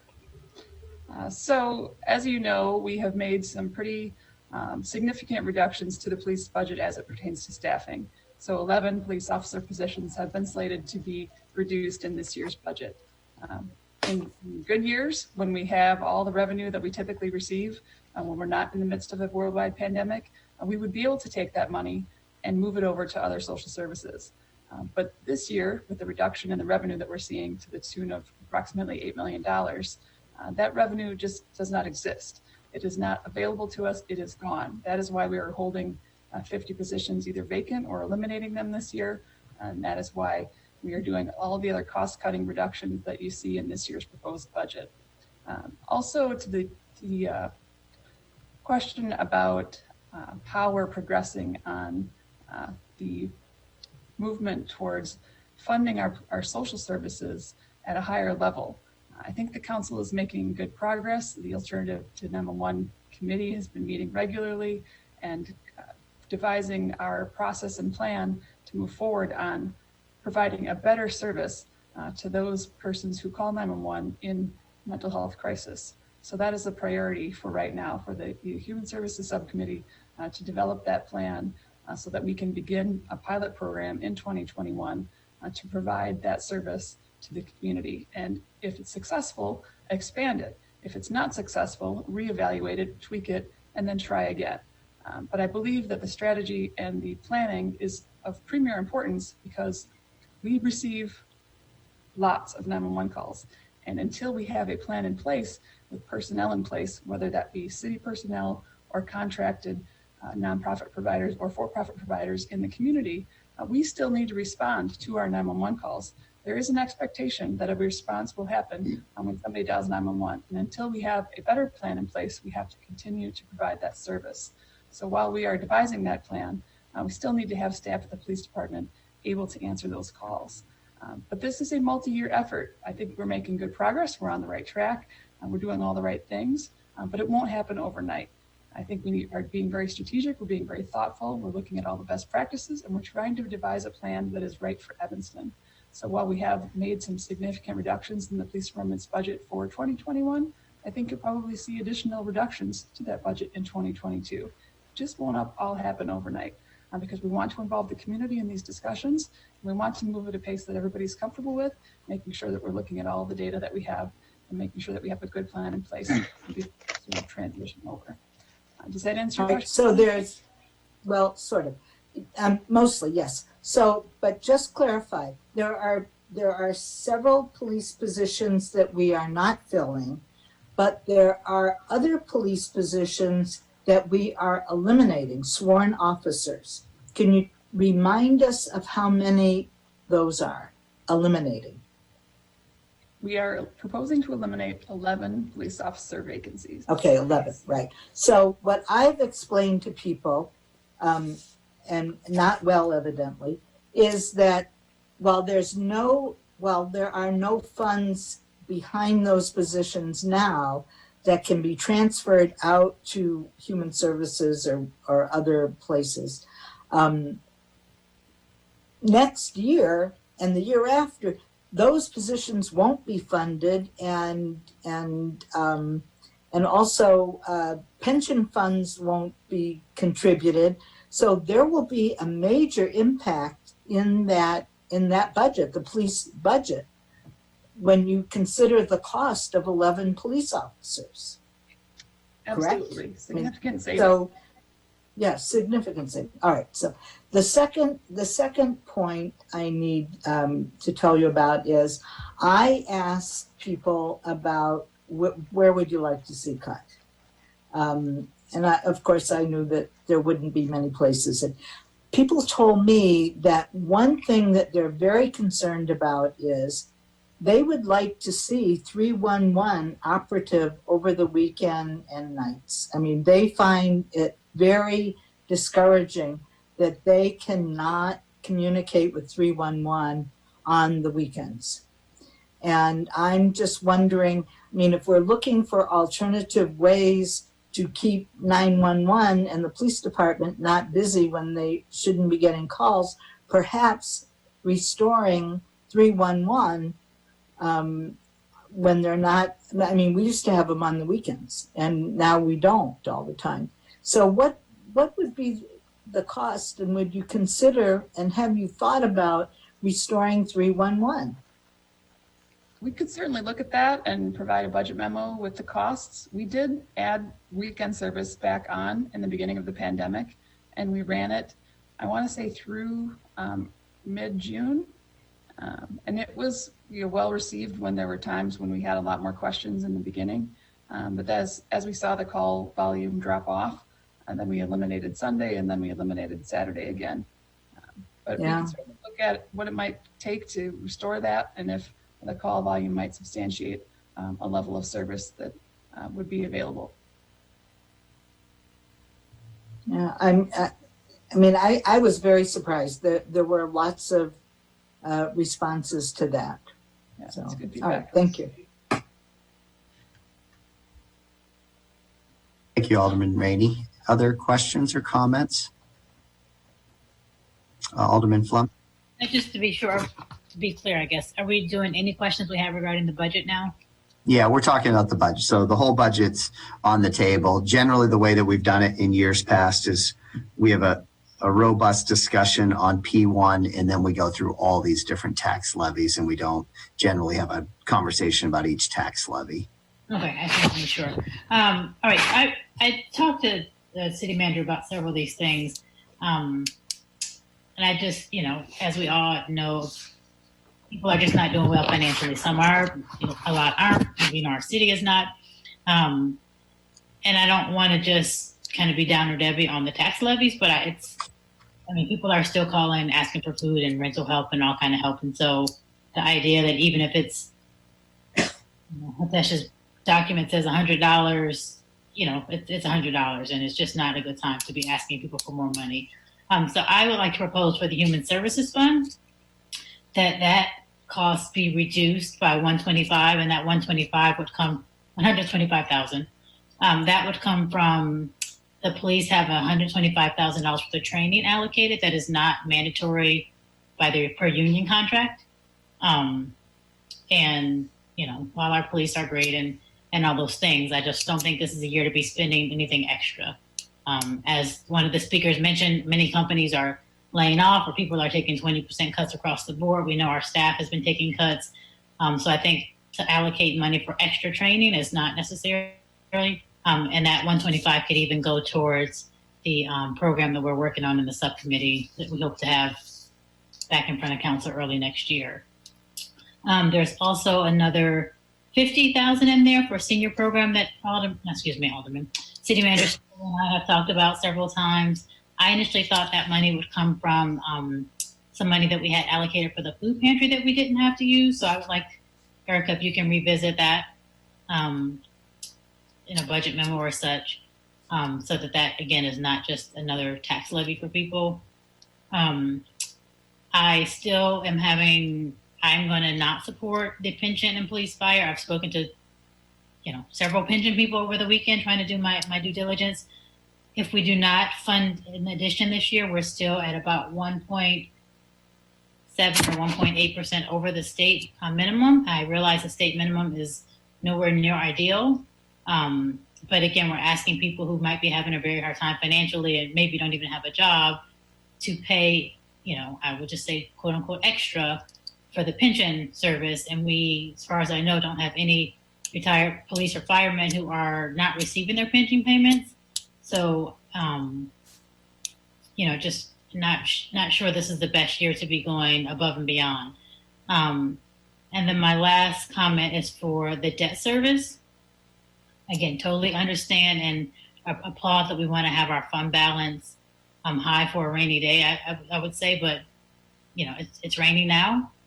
So that 500,000 surplus that we were able to save and not have it be a general fund tax levy, I would really like to see us put that towards the debt service fund so we can bring that levy down a lot.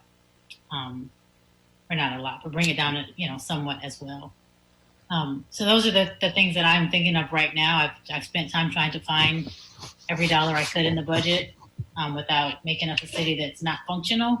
And I really just, again, implore us to really think about things like the auto allowance and some other small ticket items. But if we kind of put them together and really be more creative about how we can keep this tax burden off the citizens, I think people will really appreciate it. And I think it will send a better signal to our community that we understand people are having a hard time financially. And while we're having to unfortunately cut some things, we're trying to do our best still to serve them without this being an additional burden for them. Thank you, Alderwoman Fleming. Alderwoman Nguyen?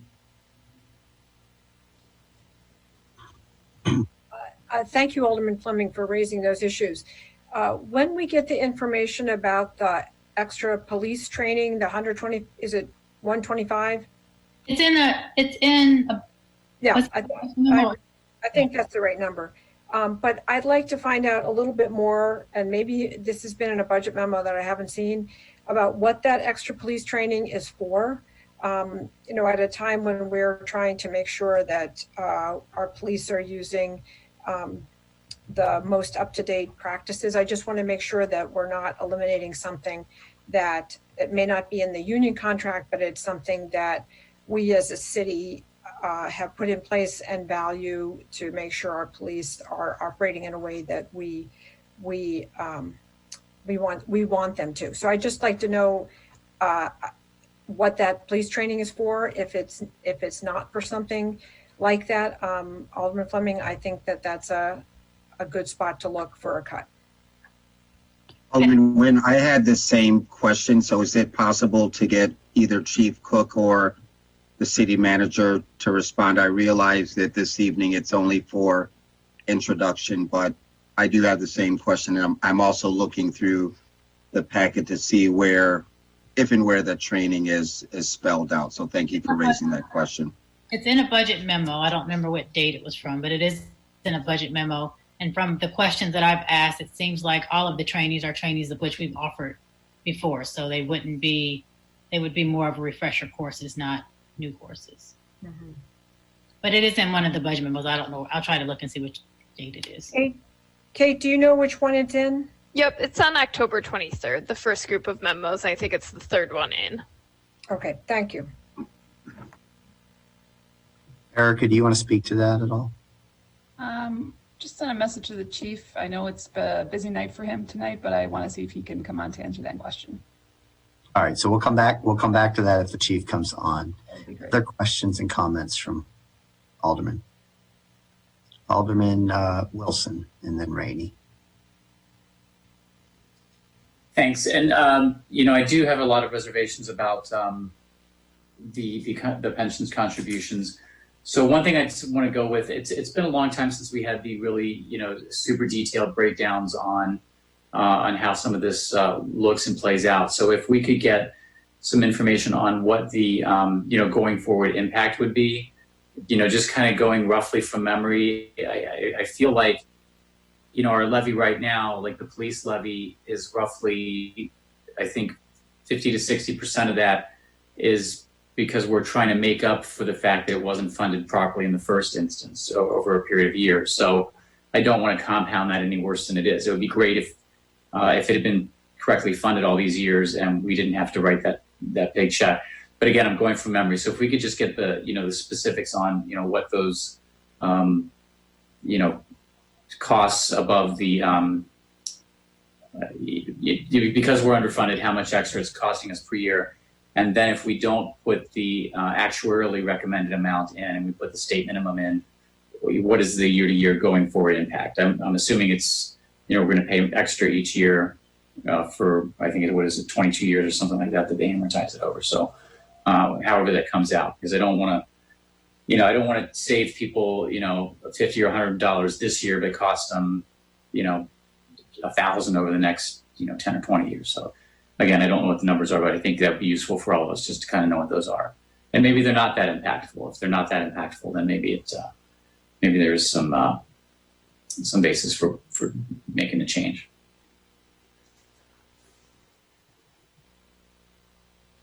Okay, thank you, Alderman. Alderman Rainey.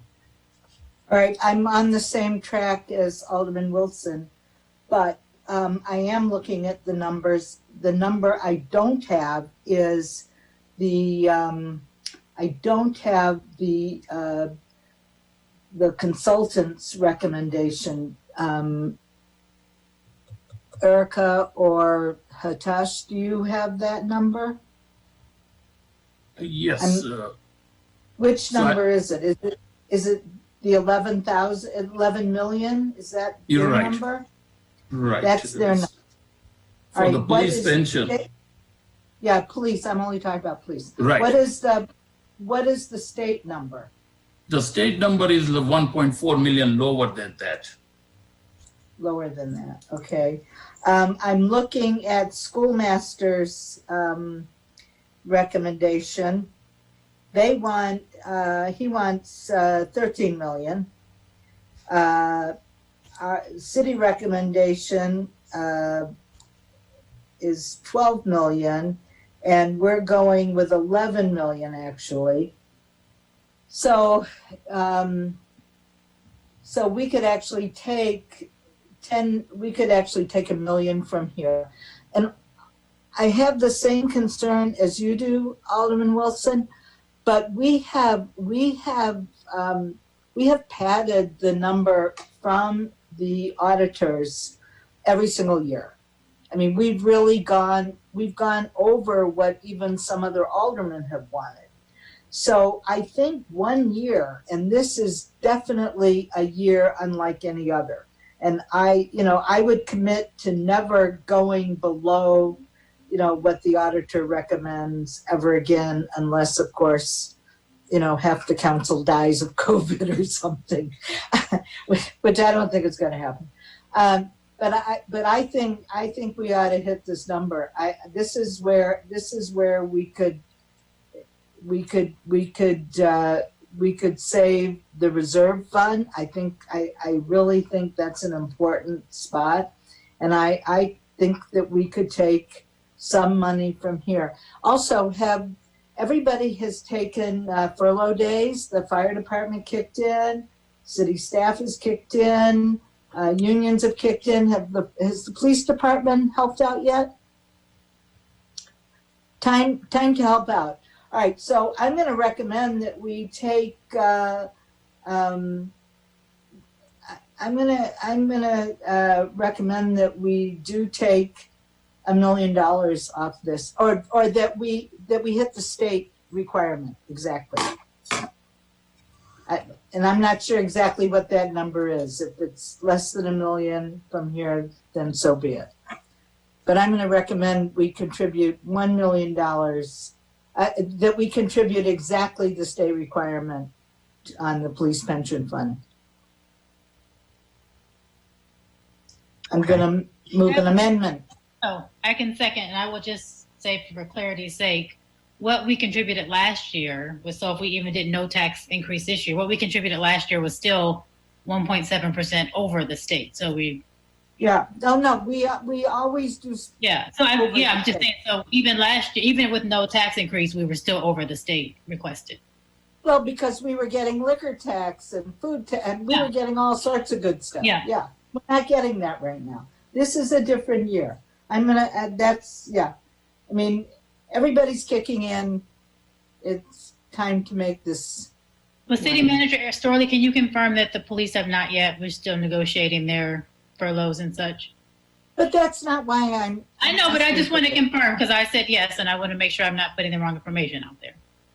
That is correct. We are still negotiating with our two police unions to gain concessions in light of the concessions that the remainder of the city employees took. Okay. And we should keep that up. We should keep that up. All right. So, so whatever that amount is for just this year, and I, Lots of other. All right, lots of other hands up. How about Alderman Fisk, then Alderman Nguyen, then Alderman Wilson? Yeah, I have a real bad feeling about this, and I do too.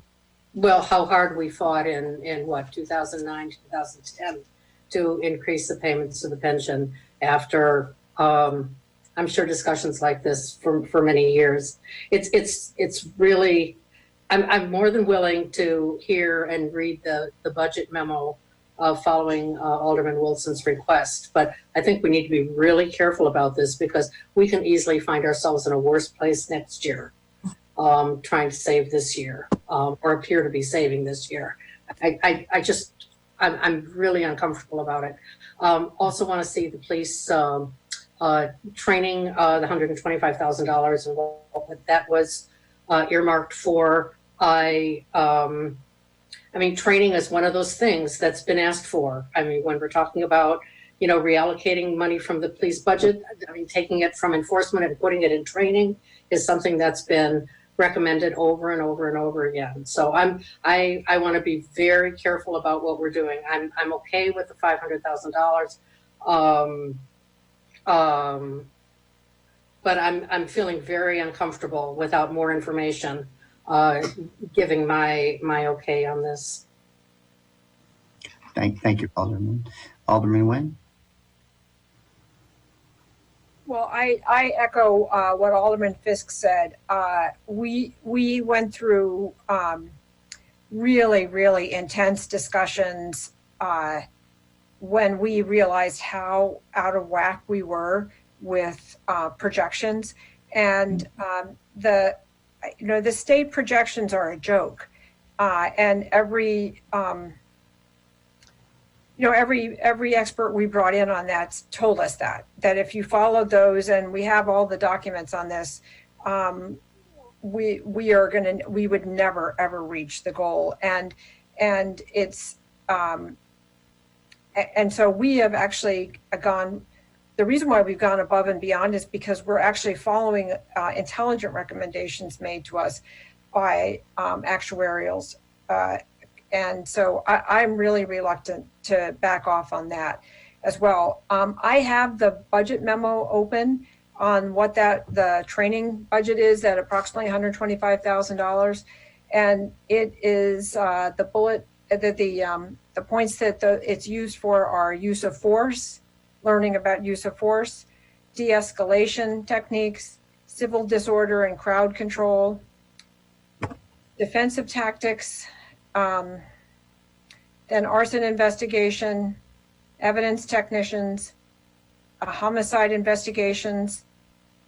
I think a lot of these are exactly the types of things that are we've been hearing from the community about in terms of making sure that our police are trained in the latest and best in this. And these may not be required by the state, but these are definitely in 72 hours. Carolyn Murray, could you mute your phone? Thank you. So I think these are things we have to be very cautious about.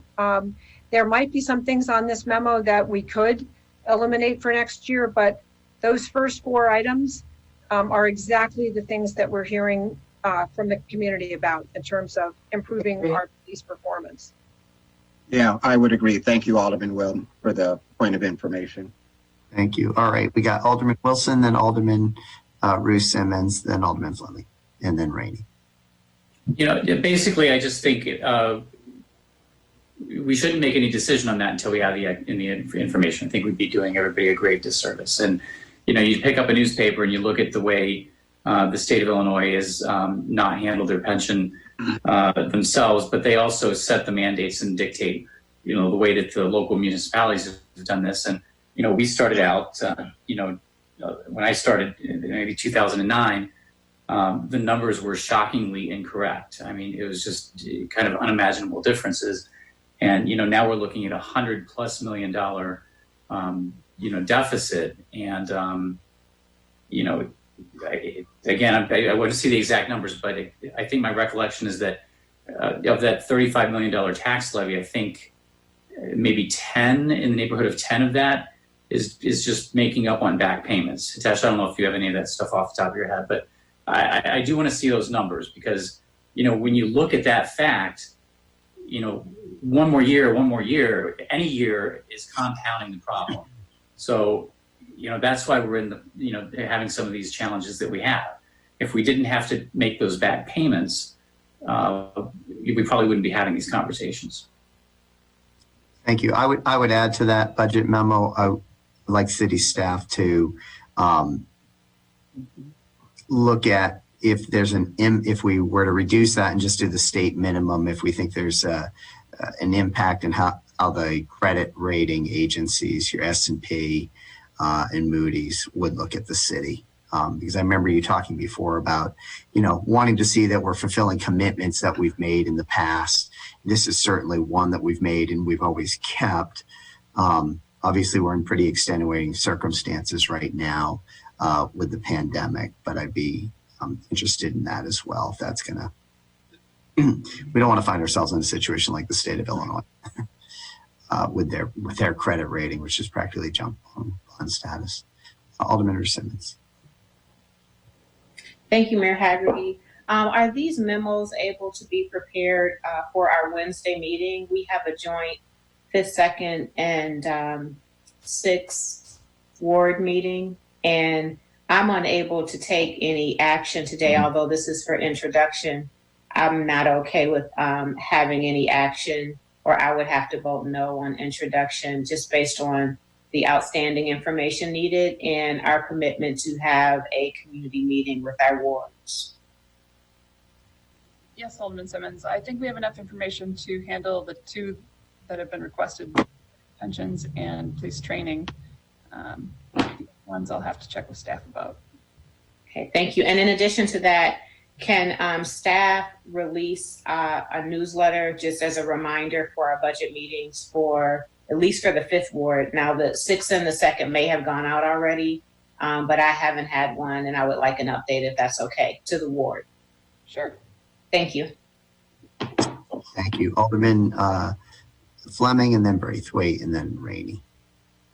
Yeah, and it's an introduction, but just real quick to speak on Alderman Wynn's point. So the memo, you're correct, it lays out a lot of different trainings, which I'm very familiar that people have asked for, but they're also the types of things that we're trying to look at the police not having to necessarily work on if we get this alternative response model up. And so my issue with, or not my suggestion with moving the money from the police training to this other program is that we're in response to the community call for a, non-police response for things that aren't police matters.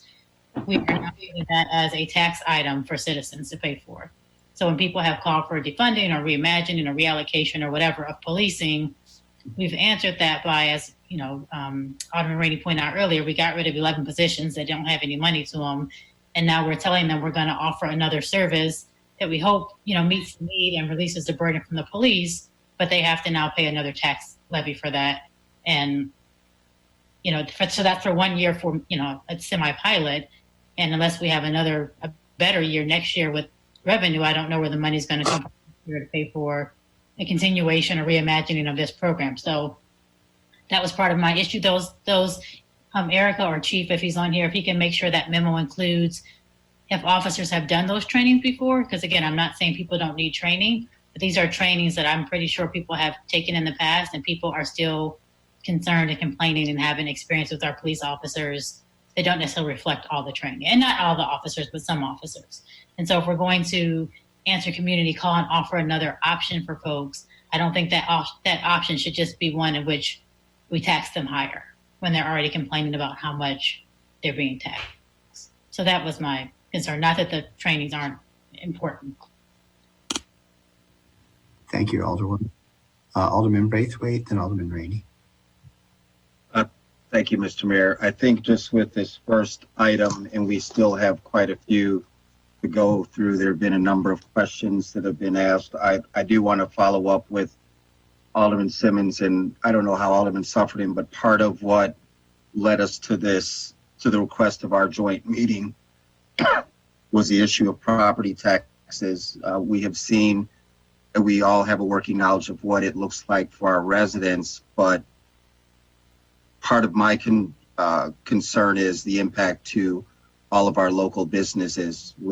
Within only the footprint of the second ward, we have 2 shopping centers, part of downtown, a large footprint with the industrial area, and some smaller shopping centers. So I don't know how we feel. I mean, I think there are a lot of questions that, Erica, my question is, can we hold this item over? And if we all get the information that we need, then we can always suspend the rules and do it for action and introduction. But I would agree with Alderman Simmons. At least I don't feel comfortable voting on the tax levy without understanding that impact to our businesses, and more importantly, having that conversation that we had scheduled with our residents on this Wednesday. I thought, I guess we'll look to you, Erica. I thought in the past, again, we're following the approach that that we followed in the past, that even if these are approved for introduction, we can still make changes because we still have the budget balancing worksheet and all of that. So we're still going to be doing work all month. But this sort of checks the box. I personally don't like the idea of an introduction and action on a budget item in one meeting. I want the public to know that they still have more time to talk to their alderman and provide feedback. But Erica, why don't you elaborate on this? It would be staff's recommendation to do the introduction this evening, but there still is certainly plenty of time for us to hold additional meetings. We could have additional council meetings if necessary. We still have next week, Monday, open November 16th. And if we had continued discussion on the 23rd, and the council at that point in time chose to hold the action on adopting the budget, we could move that action of adoption to November 30th. We have that Monday night open as well. So we have basically the next 3 Mondays for additional conversations should the council see fit to have additional meetings. But I would agree with the idea it's probably not a best practice to have an introduction and an action on a budget. So I would lean towards having the introduction tonight so that we would give ample time for us to prepare the remainder of this. And an introduction tonight doesn't mean that the council still can't make adjustments to the budget.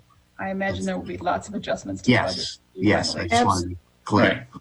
All right, Alderman Rainey and then Rusins. All right, my concern is that there's a memo, a request to our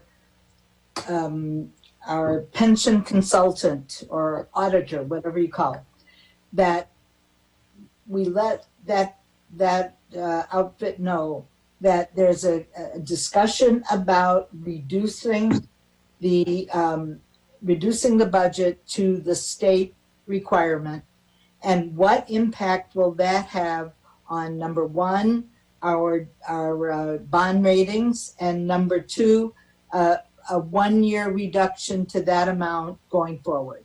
What impact will that have? That's what I would like to know. If reducing it to half that amount, just some commentary by the consultant or the auditor. Yes, okay. Can we get that? I will invite. And can we get it before the next meeting so that we can think about it and look at some other things. Second thing I would like is, I would like a communication to the council from the cops about what they plan on doing about contributing to helping us out here. I mean, it's always done behind closed doors, and it's always executive, private conversations between lawyers and city managers, and we're never involved in it. And we're always told what the outcome is. I think they ought to know that we want to know what they're going to give up or help us out with. You can tell them at least one alderman would like to know, what are they thinking and why is it taking them so long? We're going to pass this budget in the next month. And we haven't heard from them. Okay. Thank you, Alderman. Alderman Ruth Simmons.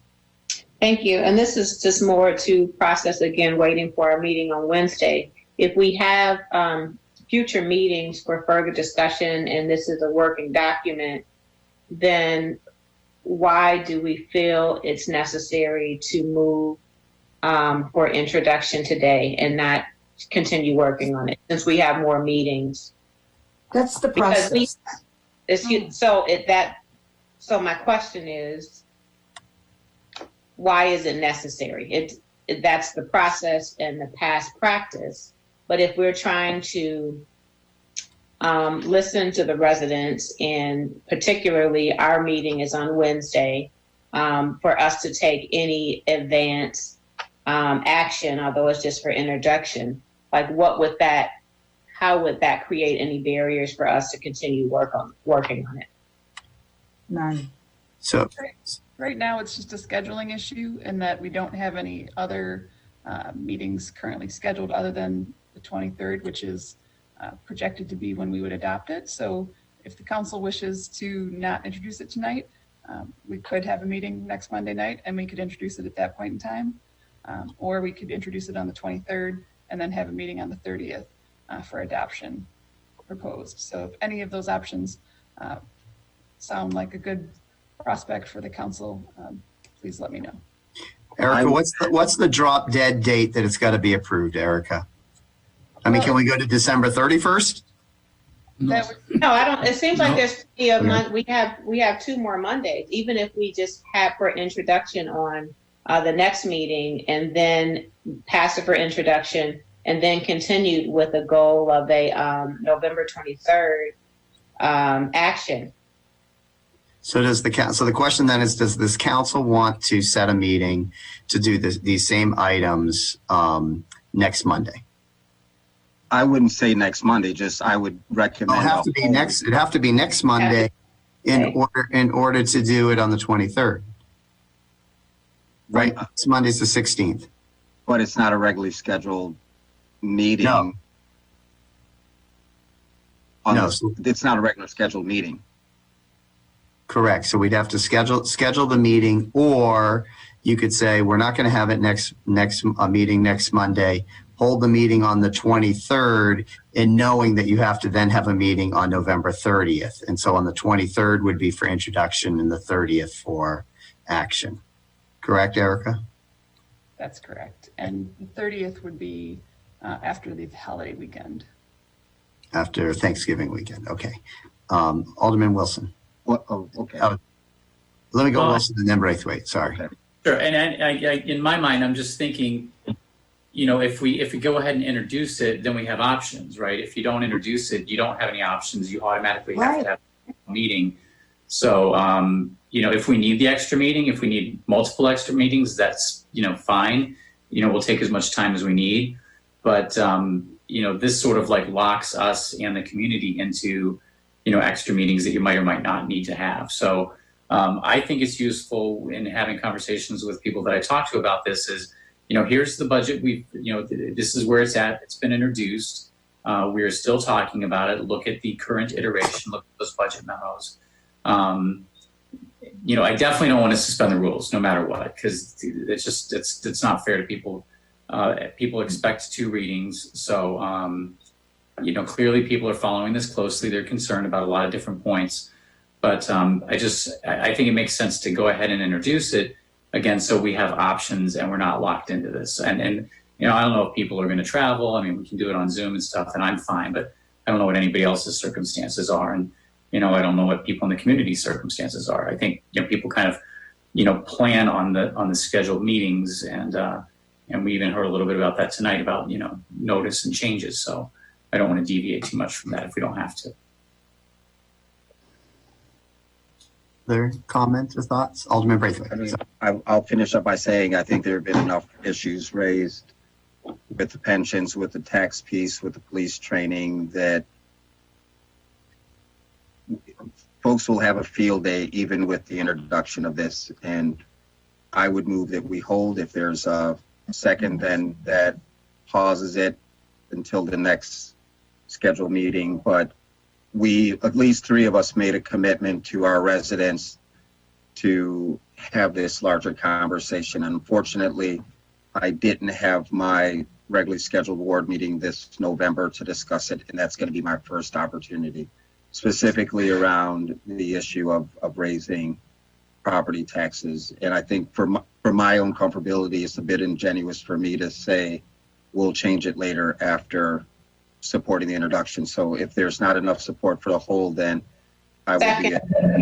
Oh, well. Mr. Chair, if I may. Yeah. Yes, Nick. Alderman Rainey had a motion to amend that was seconded. I don't know if you acknowledge that. I'm going to withdraw it. I'll withdraw it. Okay. Well, Until we get the. I apologize. Just as far as the rules, this is a special order of business, correct? Right. You can't hold.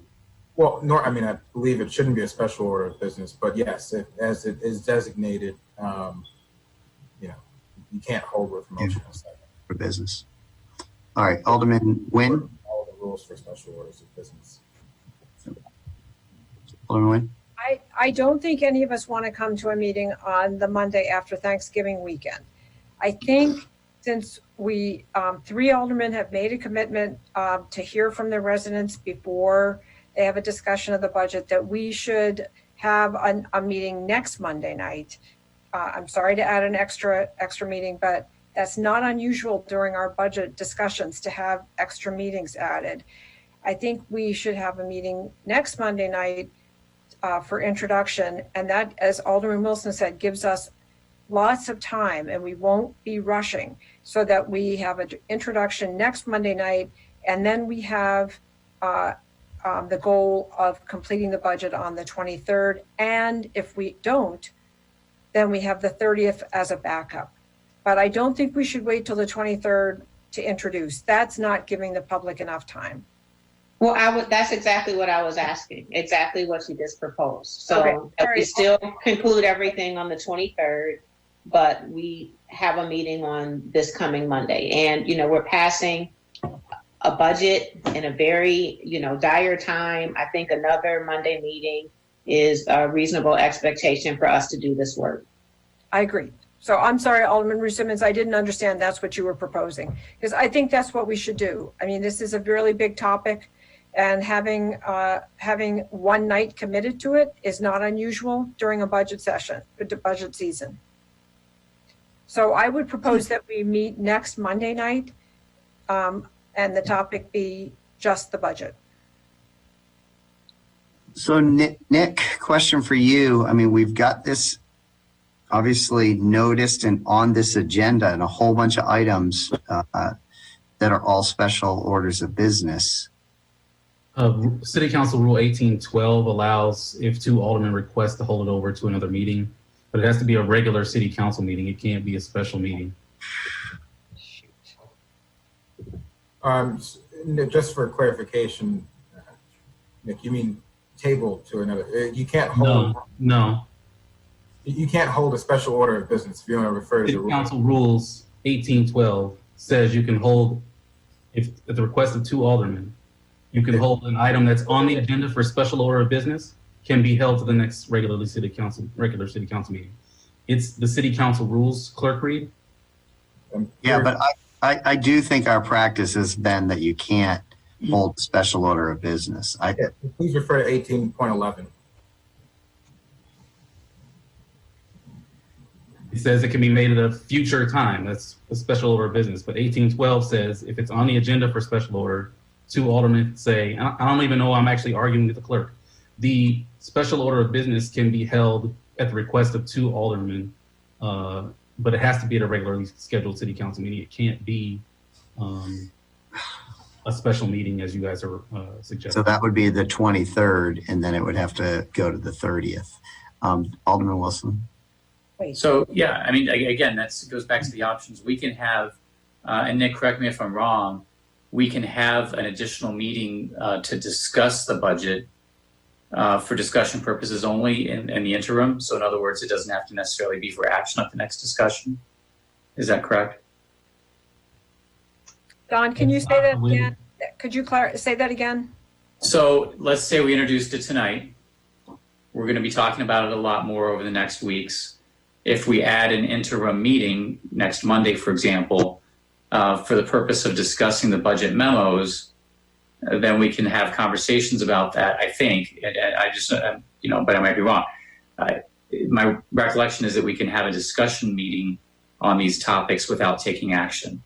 Is that correct? That's generally true, yes. So that way, if it's introduced tonight, we can discuss it all we want between now and the day that we actually have it on the agenda for action. So we can have, as many discussion meetings as we want between now and then. But if we don't introduce it, then, then we're looking at the last day to introduce, and then we're having to add another meeting, which isn't fair to the public. So I don't want to suspend the rules no matter what. And, not giving people enough notice on, when that's going to get passed is not fair either. So again, I think it makes sense to go ahead and get it introduced and have the conversations between now and the action date. Well, just for clarification, if Nick was right, 2 aldermen have made a motion to hold this, so it would be held. But unfortunately, Corporation Council, the reason you're arguing with the clerk is because the clerk understands the rules. And if you read Rule 18.12, it says, at the request of 2 aldermen, any matter except a special order of business, except a special order of business may be. You are absolutely right, Clerk Reed. And I think if the mayor, you're absolutely right. And if the mayor asked you for interpretation of city council rules, it would be appropriate, but he didn't. He asked me. And I apologize. You are absolutely correct. I misread the rule. It cannot be held over to a next city council. But a motion to hold by the council, a motion to table made by the council and the majority of members. And if we can get this right from now on, where special order of business may only be placed on the docket when a majority of the council has voted on it, we can make sure that we're not taking away the rights of members, because Alderman Ruth Simmons and Alderman Braithwaite had the right to hold this because we weren't following the rules in the first place, the way this was placed on the agenda. And I appreciate your apology, Mr. Cummings. Well, I think the suggestion that has been noted about having a meeting for a week from tonight, November 16th, to discuss these matters, I will plan to have the Foster & Foster, our actuarial consultants, come to that meeting to give an explanation of their pension recommendation. No. Could we get a memo from them before that? Get a letter from them prior to that, so you can digest it in advance. We'll also have police department personnel on hand to discuss the training. And if we did introduce tonight, then we would have just discussion only next week, and then we would have action on the 23rd. Right. Raises the last thing, Mr. Mayor, is that it was already moved and seconded for introduction. Correct. Thank you. Good point. Alderman Rainey. If you look back in the archives, you will notice that almost in every case when we had a budget that was introduced, and almost in every case there was a Saturday meeting after the meeting of introduction. Mm-hmm. And we just had a Saturday meeting that started at 9 o'clock in the morning and usually ended at 12 or 12:30. And it was a total educational and discussion meeting. And we discussed everything, had citizen comment, and that's usually how we did it. We always had an interim meeting before we passed the budget at the next city council meeting a week later. So Wasn't that usually the public hearing? Because I remember the Saturday meetings. No, it was an actual budget discussion meeting. And it is, every single ordinance is introduced and it sits and then it's discussed. What we've been doing lately is when we have an introduction, we beat the ordinance to death the night it's introduced. And that was not the way the system worked. It was introduced so that people could then take it, the committee would work it over, and then we'd introduce it, and then at the meeting where action was taken, that's where the heavy duty discussion took place. But we sort of do it differently. We introduce it before people have had a chance to study the issue. And so it really isn't productive. Right. So what are we going to do? Because we have a meeting and I have a responsibility to the residents to have a meeting and discussion and hear from them before I take any action. So where are we at? I mean, there was a motion and a second, but we can't do it because it's a special order. I think it should be introduced. I think we should introduce it. It has nothing to do with passing it. You could introduce something and then at the action meeting, you can vote against it, you can amend it, you can change what was A to B. It's just getting it out there. That's fine. So we have majority rules on the council. There's been a motion and a second. Does that stand or not? If not, we can call the question and maybe we can move forward. So we then have the other option of withdrawing the hold and then just voting no, meet with our residents, get the information, and then being better informed with both our understanding of the residents and the other information at our next meeting. Why don't we do that? But don't you think we do need another discussion meeting? Absolutely. We've got to have that. But let's just advance this conversation so we can withdraw our motion and the second. We can vote no, it passes, and then we can have our meeting with our residents and become prepared on this coming Monday for an informed and educated discussion. Alderman Fisk. Do you have anything? You had your hand up a second ago. Yeah, I was going to call the question. All right. So we're about to call the question. I just have one question of maybe the city attorney or the city manager. If we're about to take a vote now on ordinance 110-0-20 for introduction, if it fails and all the tax levies fail in this vote, what does that? Just follow me. If it fails, what does that mean? It means it's not going to be introduced. Well, and also, I'm just trying to understand. If there are 5 votes that say no, what does that mean for the budget? Nothing. I would still put it back on for introduction on the 23rd or the 16th, given the fact that it will change between now and then, so it will be a new item.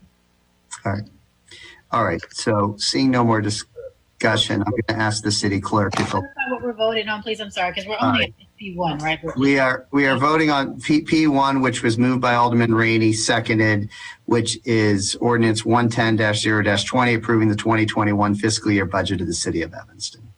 And it's to whether or not to introduce. And thank you. And this is strictly for introduction. There will be further discussion about the budget and further discussions with residents at ward meetings. So are we doing the other ones as well, or are we tabling? We're going to have to do them all. We're going to have to vote on them all tonight. Okay. For introduction. So, city clerk, can you take the roll on P1? I may offer a parliamentary suggestion. It would be to table the items. Instead of voting no on the introduction, you just vote to table the introduction until the meeting that you'd like to have the introduction at. But we don't have time, so I think let's take the vote on this and on moving it for introduction. Okay. Alderman Fleming. Yes. Alderman Fisk. Aye. Alderman Braithwaite. No. Alderman Nguyen. Aye. Alderman Wilson. Aye. Alderman Ruth Simmons.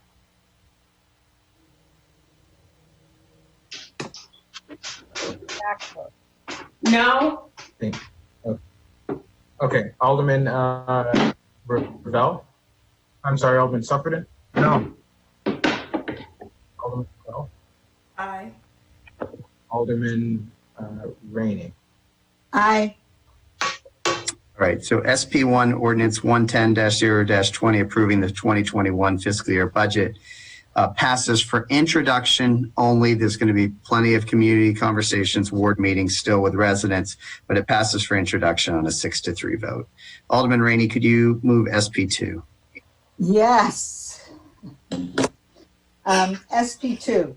Staff recommends review and adoption, and this is a series of resolutions.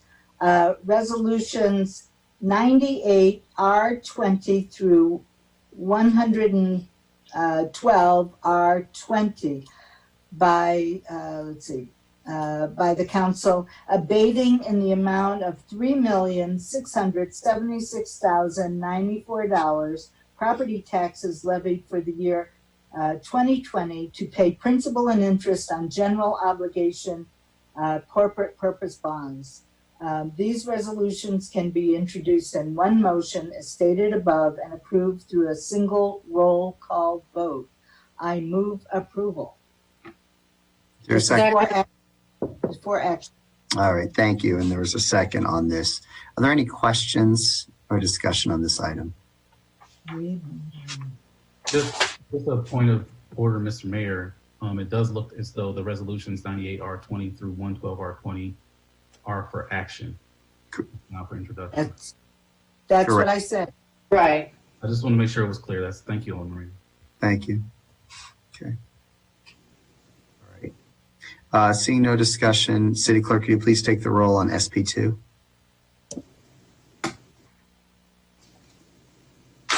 Fleming. Aye. Alderman Fisk. Aye. Alderman Braithwaite. I'm sorry, I couldn't. Alderman Braithwaite. Aye. Alderman Nguyen. Aye. Alderman Wilson. Aye. Alderman Ruth Simmons. Aye. Alderman Sufferton. Aye. Alderman Ravel. Aye. And Alderman Rainey. Aye.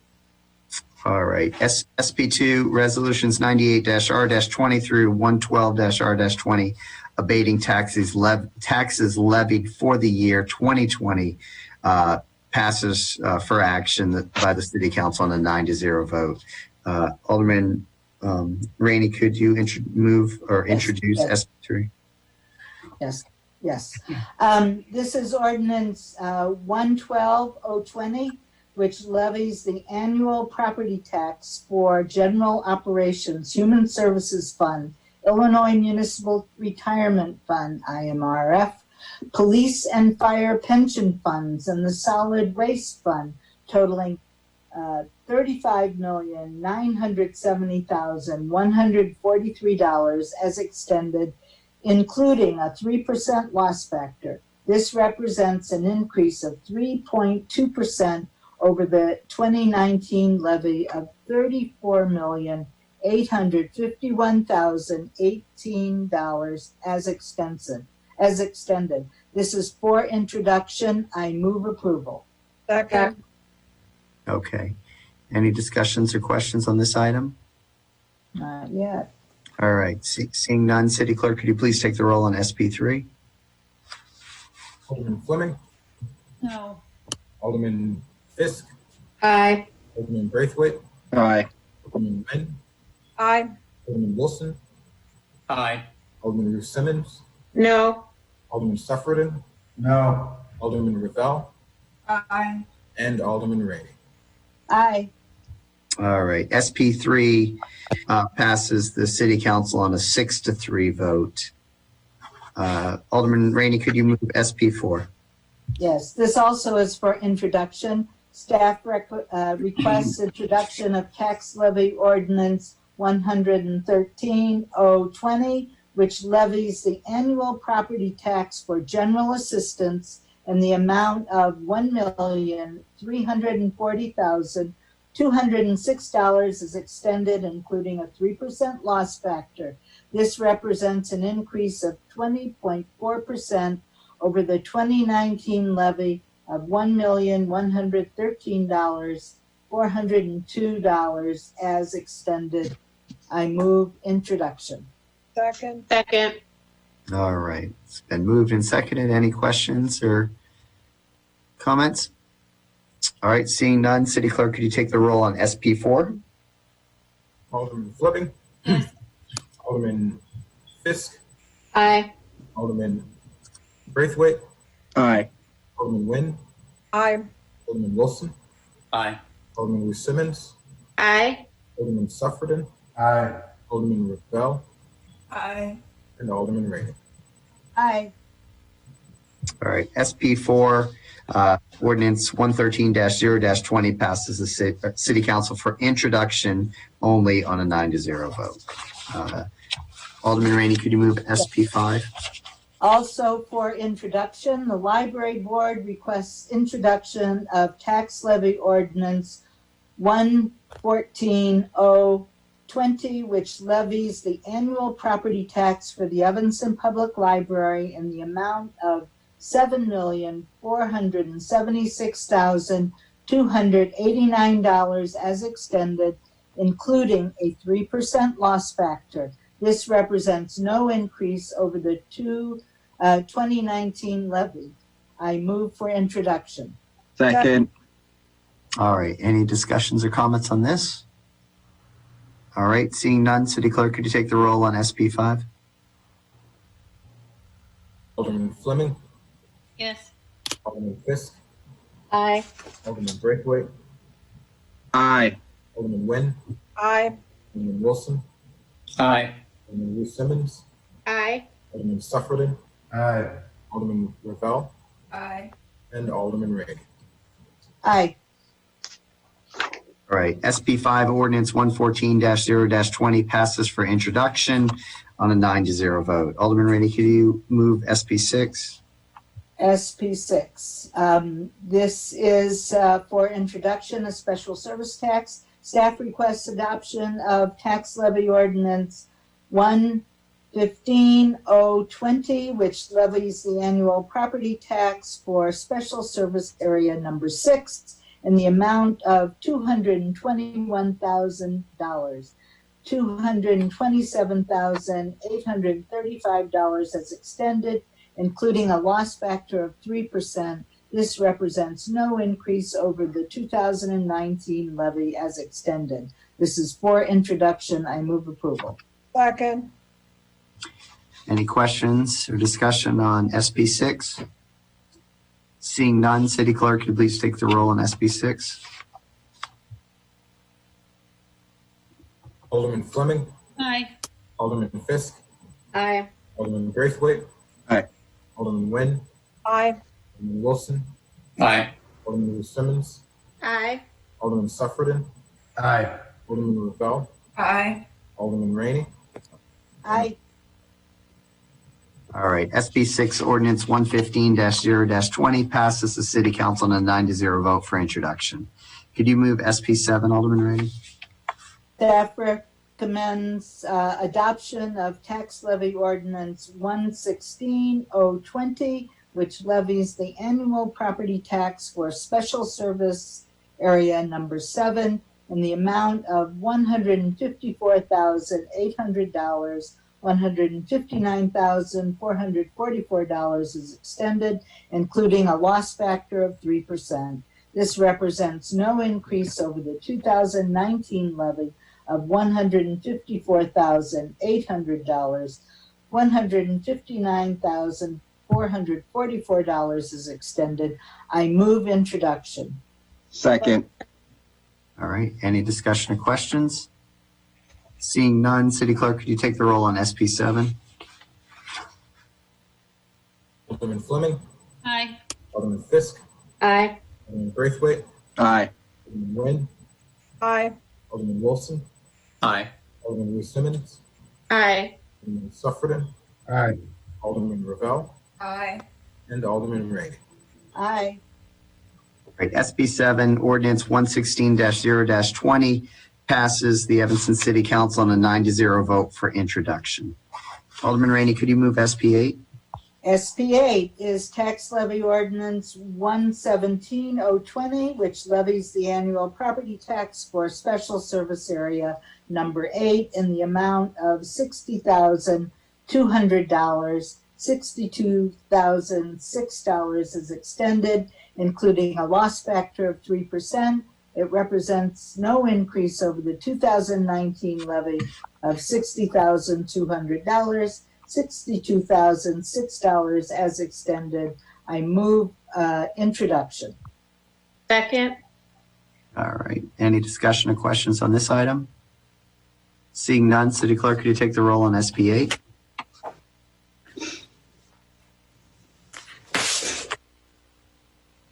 Alderman Fleming, Aye. Alderman Fisk, Aye. Alderman Braithwaite, Aye. Alderman Nguyen, Aye. Alderman Wilson, Aye. Alderman Bruce Simmons, Aye. Alderman Suffredin, Aye. Alderman Ravel, Aye. and Alderman Rainey. Aye. Thank you. SP 8, ordinance 117-0-20 passes the Evanston City Council on a 9-0 vote for introduction. Alderman Rainey, could you move SP 9? SP 9 is tax levy ordinance 118-020, levying the annual property tax for special service area number 9, which is downtown, in the amount of $592,665. $610,995 is extended, including the loss factor of 3%. It represents a no increase over the 2019 tax levy of $592,665, $610,995 as extended. This is for introduction. I move approval. Second. Second. All right. Any discussion or questions on SB 9? Seeing none, City Clerk, could you take the roll on SB 9? Yes. Fleming. Aye. Alderman Fisk, Aye. Alderman Braithwaite, Aye. Alderman Nguyen. I'm sorry. Aye. Alderman Wilson, Aye. Alderman Bruce Simmons, Aye. Alderman Suffredin, Aye. Alderman Ravel, Aye. and Alderman Rainey. Aye. Thank you. So SB 9, ordinance 118-0-20 passes the Evanston City Council on a 9-0 vote for introduction. So this concludes the special orders of business that were all budget related. Again, for anyone that's watching, these pass for introductions. The Evanston City Council is going to continue to talk about the budget, is probably going to continue to make adjustments to the budget before final votes taken for action on these items. Alderman Rainey, could you now move SB 10? Okay, SP 10. Coming right up. SP 10 is approval of $80,000 in CDBG CV funding for Connections for the Homeless for homeless shelter operations, specifically to provide 3 meals per day for homeless persons in the Margarita Inn. Connections has contracted with Margarita Inn for 42 rooms to provide 24/7 non-congregate shelter for up to 65 vulnerable residents and protect them from COVID-19. I'm wondering if I should read about the funding source. I will. The city received $1,586,370 in CARES Act CDBG CV funding in 2 allocations to address the needs of homelessness and unstably housed families and individuals and other impacts of the coronavirus. $626,496 is budgeted for public services, including homeless shelter operations and food assistance. Approval of $80,000 for homeless shelter operations food will leave $546,496 to be allocated to eligible public services activities in this category. This is for action, and I move approval, and I need a second. Second. Okay. All right. So this has been moved and seconded. We're going to go to Alderman Rainey and then Alderman Braithwaite. All right. Earlier tonight, I asked City Manager Storley to send a note from me to all of you regarding an issue in my ward having to do with this very kind of a problem. At the corner of Howard and Asbury, there is a very lovely bus shelter in front of CVS. And there is a collection of, grocery carts, I think 4 or 5 tonight, maybe 6 by now. Probably 30, 40 pounds of clothing, human waste, urine, stuffed under the benches. There's a beautiful plaza that was built there when CVS was built. Neighbors were very involved in the building of all of this. And it's really quite a lovely space. And it's for people just to sit and people to wait for the bus. But nobody can sit there and nobody can wait for the bus because it has been taken over as a storage facility for the very people that we are providing money to Connections for the Homeless. However, we have been told to stop calling the cops, to call social workers, which I have been doing. I've been calling Connections for the Homeless, who said they can't do anything about this. And if you look at the photos that you received from Erica Storley, you will see that it is a tragedy at this corner. It's a tragedy for the homeless people. It's a tragedy for the people waiting for the bus. I mean, lots of people wait for the bus there, both Evanstonians and Chicagoans, really going to work, taking their children to daycare, to be watched by other people, going to their families. Nobody can do anything about this. The only people who can do something about this is Connections. And these people are being refused service. Something has to be done. I am asking this council to insist that these homeless people be helped. I know you can't make people get shelter. I know there are some. This is mental illness at its worst. They need help badly. People in the neighborhood are not capable of serving these people. We want them to get help. You have to listen to me.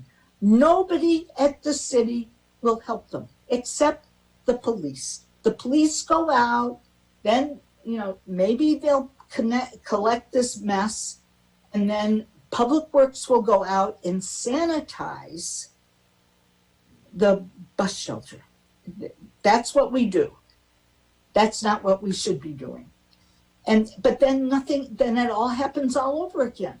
It is a waste of money. It is a waste of public money. The last time anybody in social service helped was Evanda Thomas Smith. She and I spent hours out there, and she got people help. But nobody since Evanda has helped here. And if you are looking at those pictures, you can see that I need help, and I need to help these people. But I don't have the wherewithal. But you look at this kind of money that is going to the Margarita Inn and going to Connections for the Homeless. We have to take some of this money and help here. They are impacting all sorts of people, and we need to impact them and help them. And I'm looking to you as leaders in this city to help me. What do you think we should do? How would you like this on your corner? I mean, everybody says nobody can do anything. We have to do something. We have all this money. It's exactly for these people. Have we had an official response from Connections on? Yes, they say they cannot touch other people's property. There's nothing they can do. That's what they say. Yeah. They're there all night long, all day long. People, one day there was a full-size mattress in the shelter, but now there's just terrible odoriferous clothing and, well, you see the pictures.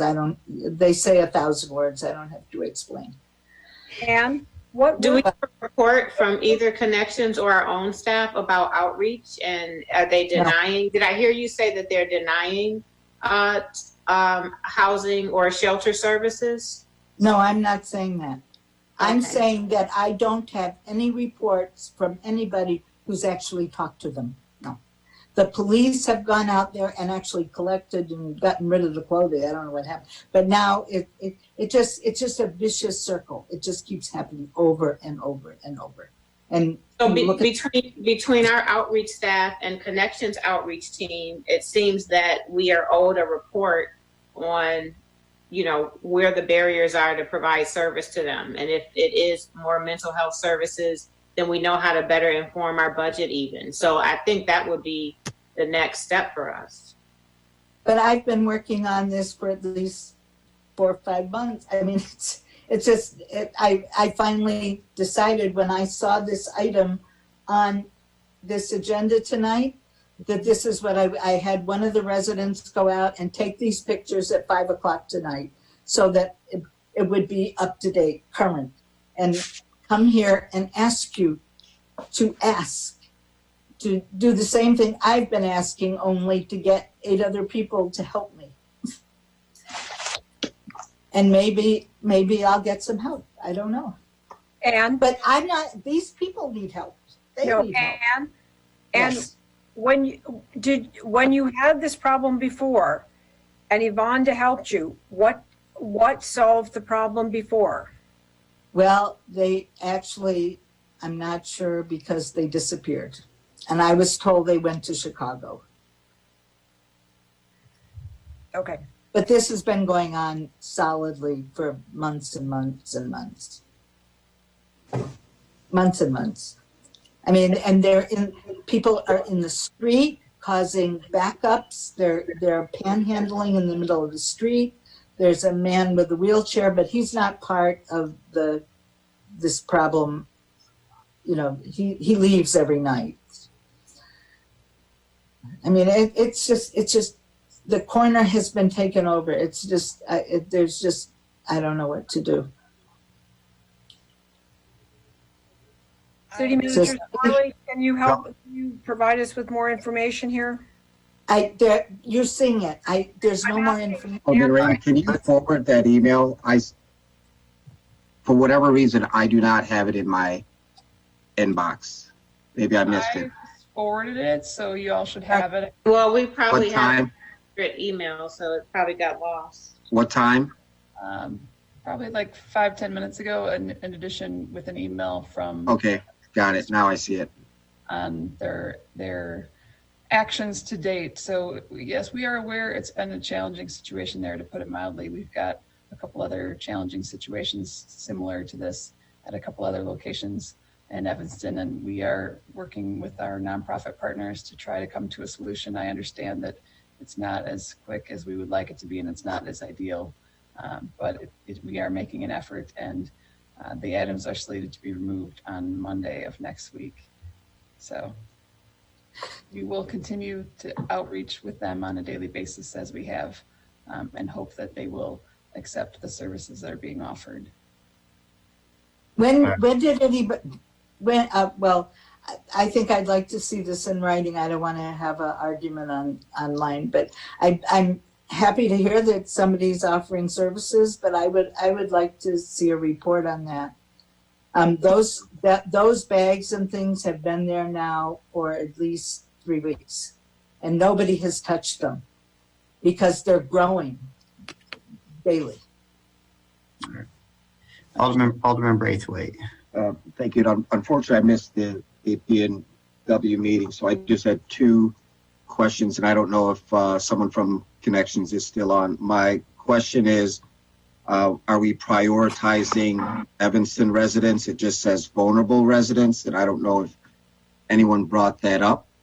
But that's one question I would like to have addressed. I think the last round that we did this, and this may be anecdotal, but I did hear comments of residents coming from the city of Chicago to get housed here in Evanston. So I would want to prioritize Evanston residents. And then in terms of the support going to local restaurants, I didn't see it in this report.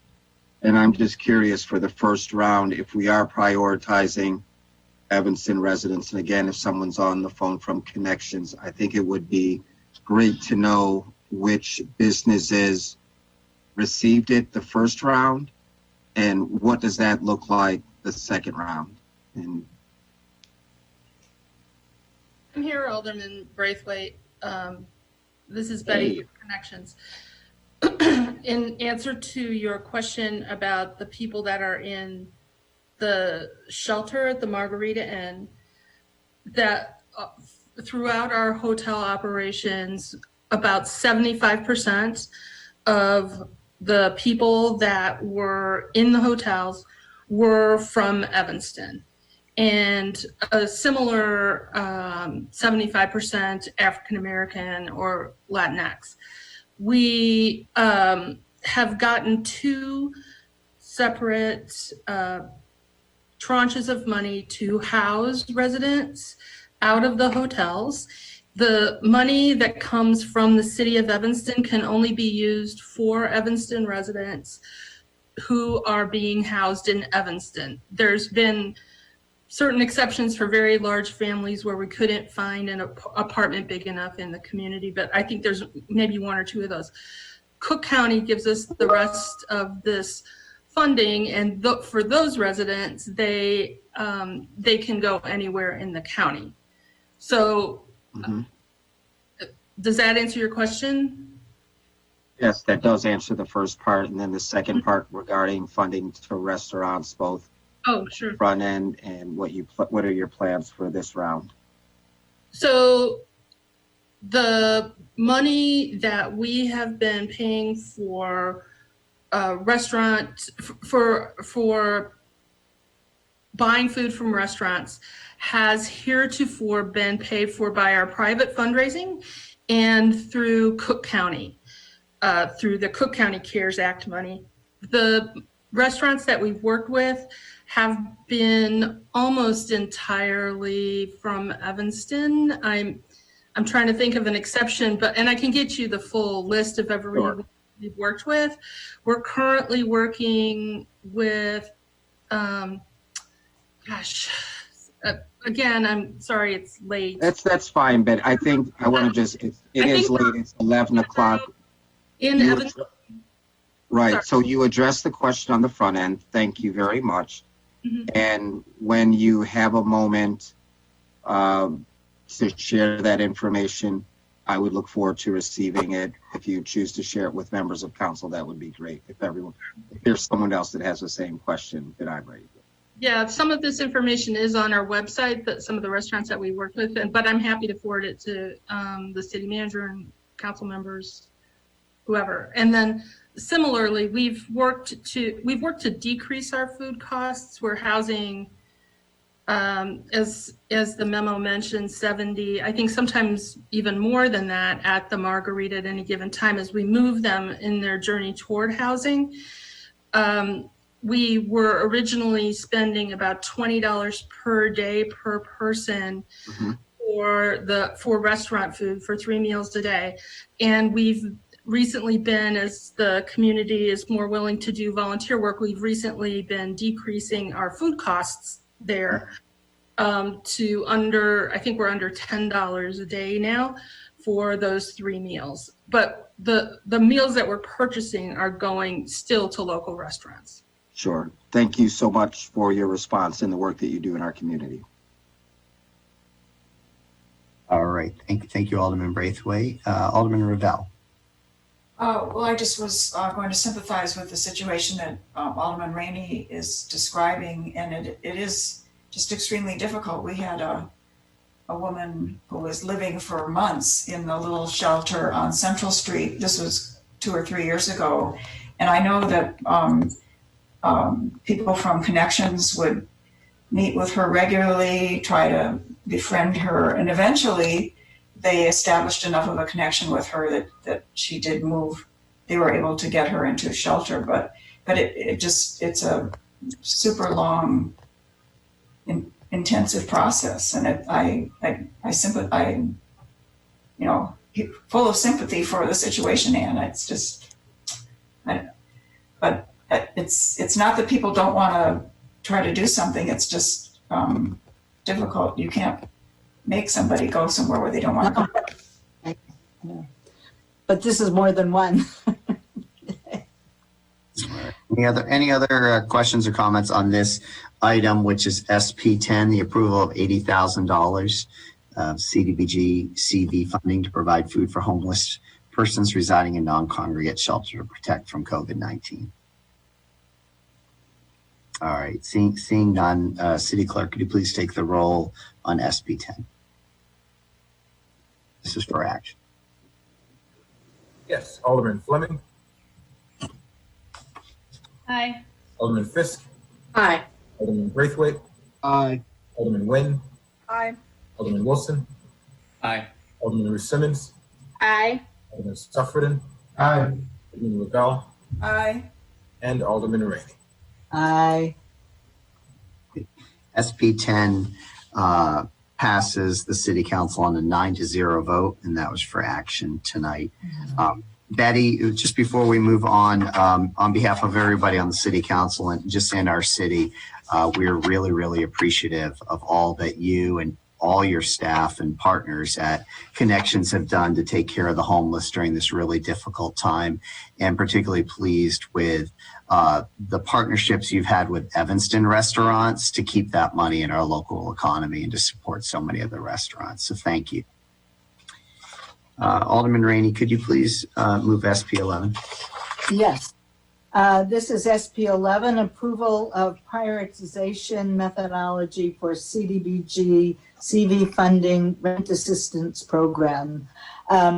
Staff is recommending the council approve the proposed rent assistance prioritization system for Evanston residents with 2019 incomes at or below 80% of the area median income adjusted for household size and who have lost income due to COVID-19 as required by CARES Act funding.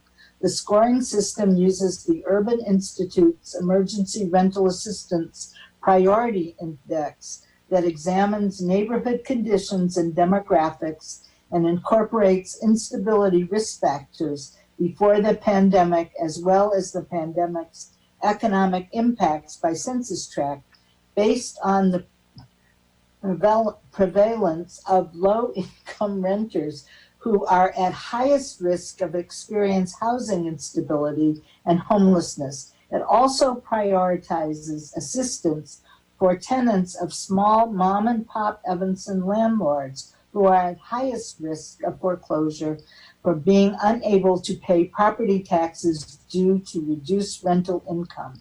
Move approval. Second. All right. So this has been moved and seconded. Alderman Fleming.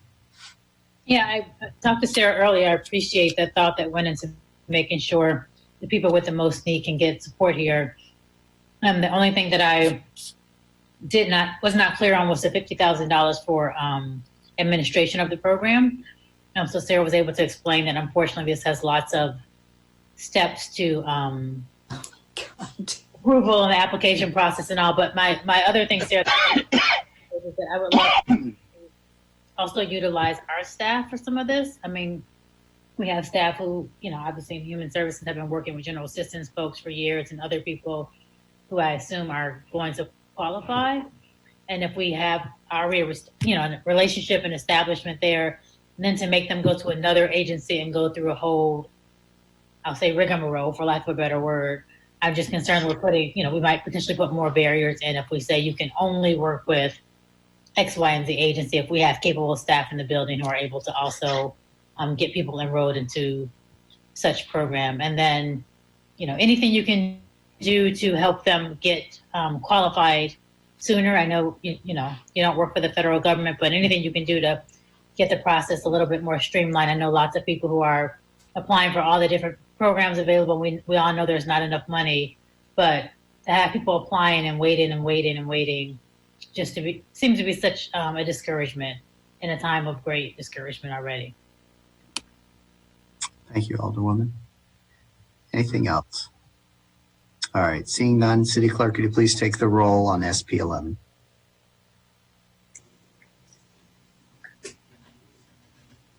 Yeah. Alderman Fleming. Aye. Alderman Fisk. Aye. Alderman Braithwaite. Aye. Alderman Nguyen. Aye. Alderman Wilson. Aye. Alderman Ruth Simmons. Aye. Alderman Suffredin. Aye. Alderman Ravel. Aye. And Alderman Rainey. Aye. All right, thank you, Clerk. SP 11 passes the City Council for action on a 9-0 vote.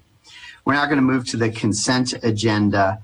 Prior to City Council tonight, we had Administration and Public Works Committee meeting as well as Planning and Development. I'm going to ask the council members if you'll take a minute, look at the agenda and tell me which items you'd like to remove, or if any were held in committee, to let me know that. A2, please.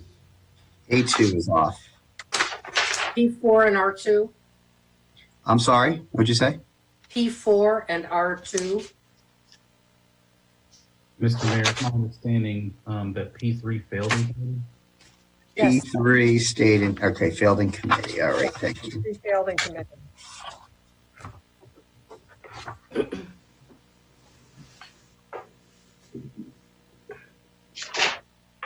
I'm trying to find the one I want off here.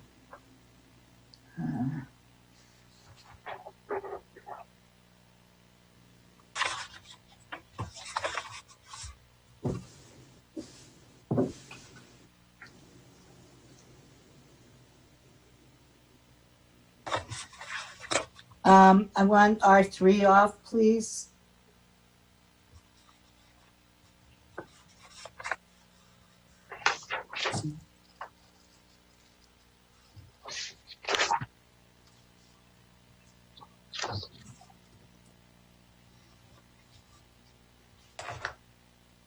So right now we have A2 off, P4 off, R2 and R3 off.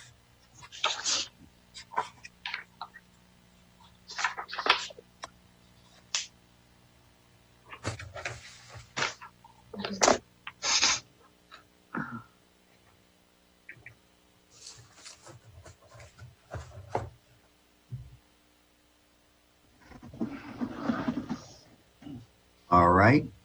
Do you need a few more minutes?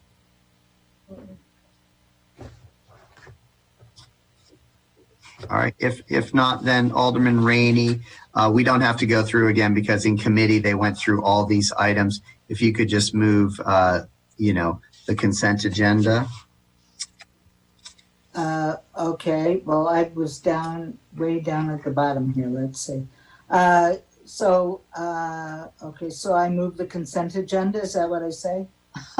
Yeah, I guess so. Yeah. Second. All right. So the consent agenda has been moved and seconded. City Clerk, could you please take the roll on the consent agenda? Yes. Alderman Aye. Alderman Fisk. Aye. Alderman Braithwaite. Aye. Alderman Nguyen. Aye. Alderman Wilson. Aye. Alderman Ruth Simmons. Aye. Suffredin. Aye. Alderman Ravel. Aye. And Alderman Rainey. Aye. All right. Thank you, Clerk. So the consent agenda passes as Evanston City Council on a 9-0 vote. We're now going to move to the items that were removed. Alderman Rainey, if you could move A2. I'm not chair of that committee, but I will. Oh, I thought I had you down here as chair. Who's the No. chair right now? No. Who is it? Alderman I am. Simmons? All right. I'm sorry, Alderman Ruth Simmons. Go ahead. A2, staff recommends approval of City of Evanston BMO Harris Amazon credit card activity for the period ending August 26, 2020 in the amount of $12,419.55 for action. Second.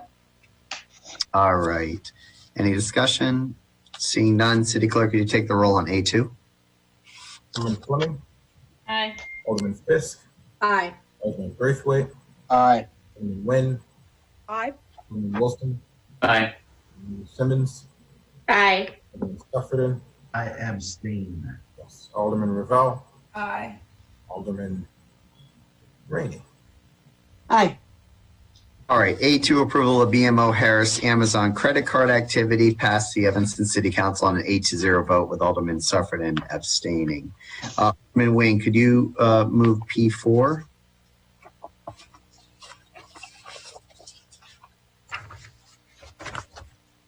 Yes. P4 is ordinance 109020, amending the zoning map to rezone 1900 Sherman Avenue from the R6 General Residential District to the C1A Commercial Mixed Use District and granting a special use permit for a planned development at 1900 Sherman Avenue. I move introduction. Second. All right, so this is open for discussion. Alderman Fisk? Yes, thank you. Mr. Mayor, I read this at Planning and Development. I'll read it again here at Council. A longtime friend and treasurer of my 2021 reelection campaign committee is employed by Camaros Limited, consultant to the Housing Authority of Cook County on the 1900 Sherman project.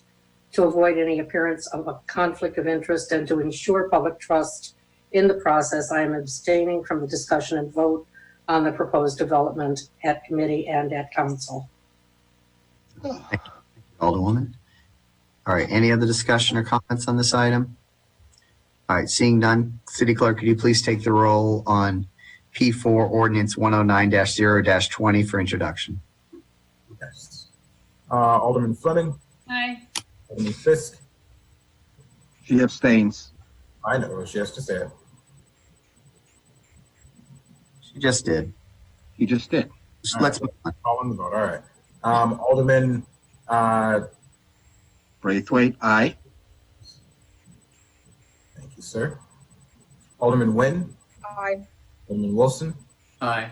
Alderman Ruth Simmons, Aye. Alderman Sufferton, Aye. Alderman Ravel, Aye. and Alderman Rainey. Aye.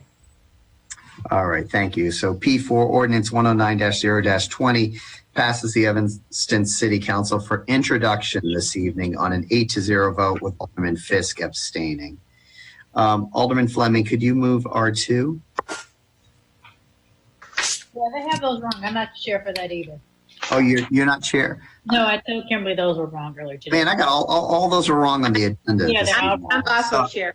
All right, sorry about that. Alderman Ruth, Thank you, Mayor. R2. R2, Rules Committee recommends City Council adoption of Ordinance 102-020, amending portions of the City Code codifying the Reparations Committee. It's for action. Second. All right, a lot of enthusiasm in that second there. Alderman Fisk. Yes, I asked for this to come off the agenda. I had an inquiry from a resident who was asking why we were including specifying aldermen for membership on the committee when we don't appear to do that for any of our other standing committees. And I was just wondering if someone could explain that. Say that again.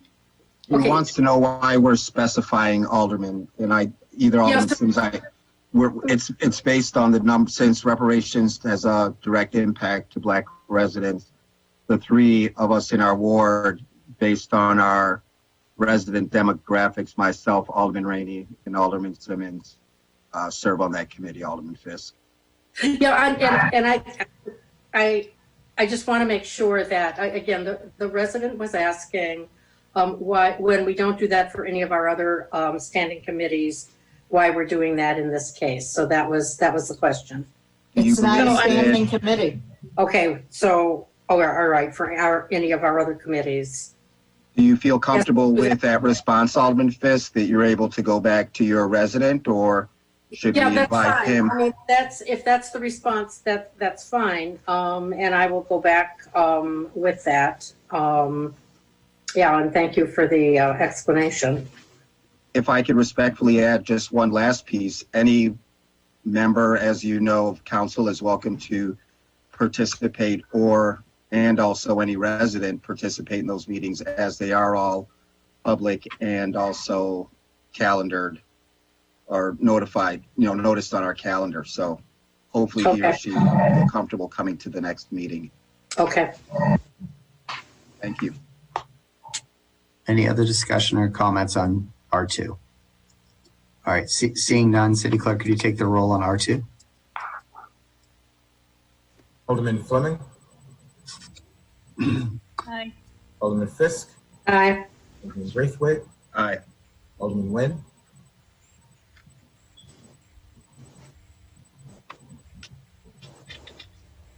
She's muted. Come back to her. Maybe she'll be. Alderman Wilson, Aye. Alderman Ruth Simmons, Aye. Alderman Suffredin, Aye. Alderman Ravel, Aye. Alderman Rainey, Aye. and Alderman Nguyen. Aye. Thank you. All right, thank you. So R2 ordinance 102-0-20 or O-20 passes the City Council for action 9-0 vote. Alderman Bruce Simmons, could you move R3? Yes. R3, City Council recommends adoption of ordinance 103-020, setting compensation for the City of Evanston City Council. Move approval. Is there a second? Second. All right, Alderman Rainey. Yes, I would like to move to hold this to the next council meeting. Second. All right. But I have a question. I'm sorry, before we do that, was there some concern about when it has to be passed in relationship to the next council and those deadlines or something? January. Okay, second. All right, so R2 ordinance 103-0-20 is held to the next meeting, which will be on 11/23. The real council meeting, right? The real council meeting in 2 weeks. Mr. Mayor, what did you just read? It's 103-020? It was R3 103-0-20 has been held. Yes, got it. Till the next meeting, which is November 23rd. Okay. Right. That concludes the items then that have been removed from the consent agenda. We're now going to move to call of the wards. And today we're going to start with Alderman Fleming. Yes, thank you. Two things. Wanted to extend my condolences to Larry and Jean Murphy on the loss of their son. Everyone, I think, I'm sure knows them. Great neighbors in the 9th Ward.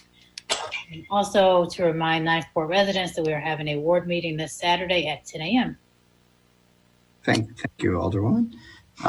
Alderman Fisk. Yes. Thank you, Mr. Mayor. I'm sure everybody, I hope, had the same response I did on Saturday. The feeling like a great weight had been lifted off our shoulders, and a happy day, I will say. Glad everybody voted, and proud of our city.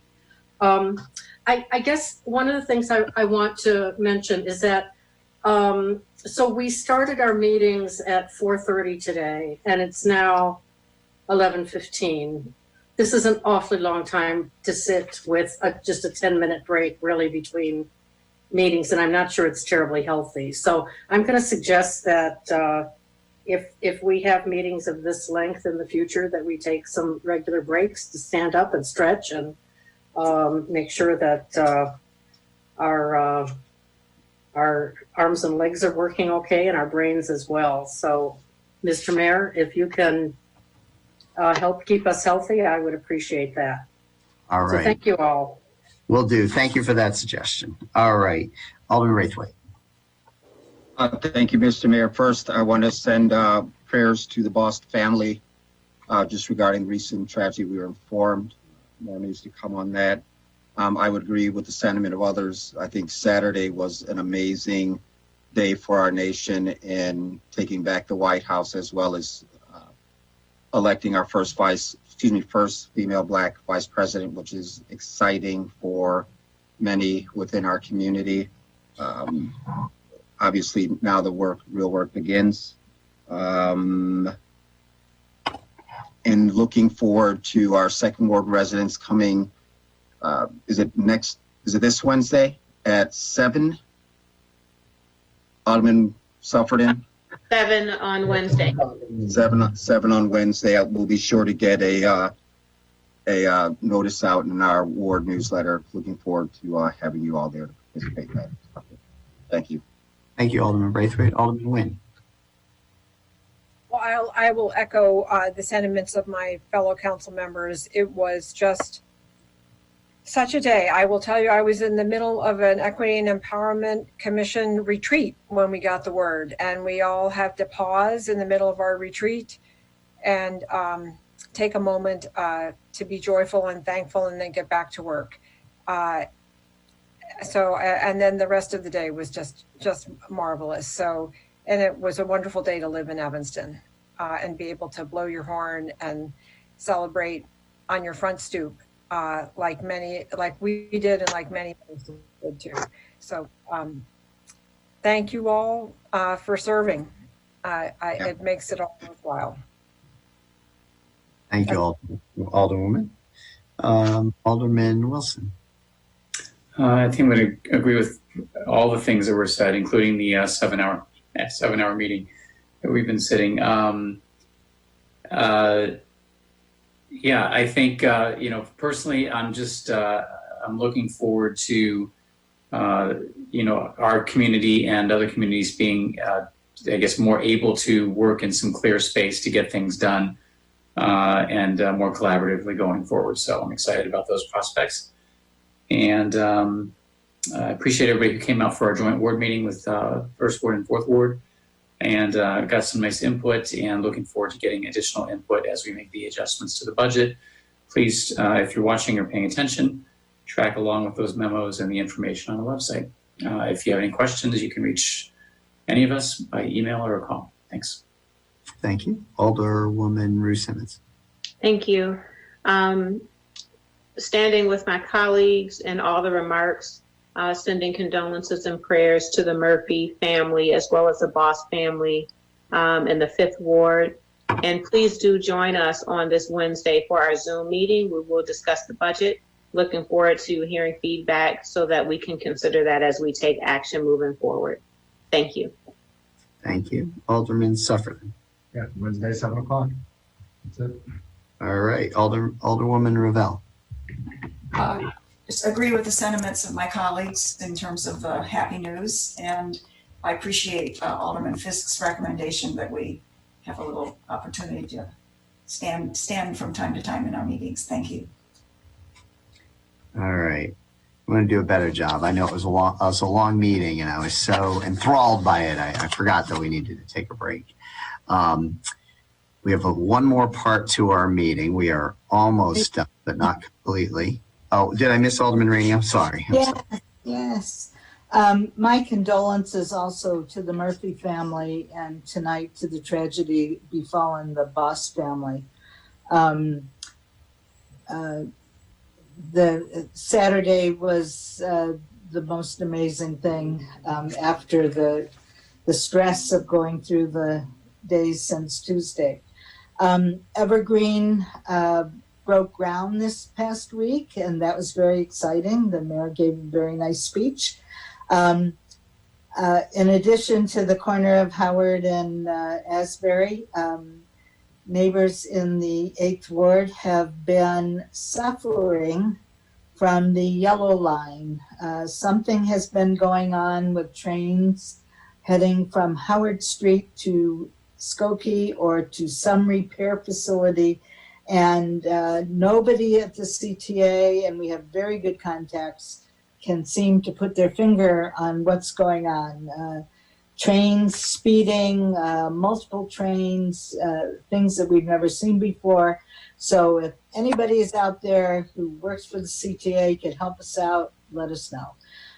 It's got to stop. It's just got to stop. I want to say thank you to the Evanston Democratic Party. I mean, they did a fabulous job on the phones, writing postcards. I just think they don't get enough credit. So I really appreciate it. So good night. Thank you, Alderman Rainey. All right, so we have one more piece to our meeting, and that is executive session, which hopefully will be pretty quick tonight. Alderman Can we Wilson. stand up? Could we stand We're gonna have Alderman Wilson, then we're gonna let everybody take like a 10-minute break before we sit down again. Yeah, maybe not 10. I mean, I think this is like a Just 5. finish I'm good tonight, with and then 5. we'll do the break next week. Yeah, Mr. Mayor, you can postpone executive session to a week from today. Oh, No, let's do it. Nick, no, can we just get it over? Get Please. over with it. with no break, just go right to it. Yeah. Hey, I'm fine with that. Just heard many of you say you all wanted me to give you a break. We're So, not going to be on public TV, so we can stand up as we're talking in executive. all right. So, Alderman Wilson, please read us into executive session. All right, so thank you. So pursuant to 5 Illinois compiled statutes, ILCS 120/2A, I move that the City Council convene into executive session to discuss agenda items regarding litigation and minutes. These agenda items are permitted subjects to be considered in executive session and are enumerated exceptions under the Open Meetings Act. These exceptions are 5 ILCS 120/2A, C11, and C21. Is there a second? All right. Seeing no discussion, Clerk Reed, could you take the roll to recess into executive session? Alderman Fleming, Aye. Alderman Fisk, Aye. Alderman Braithwaite, Aye. Alderman Nguyen, Aye. She's an aye. Gibson,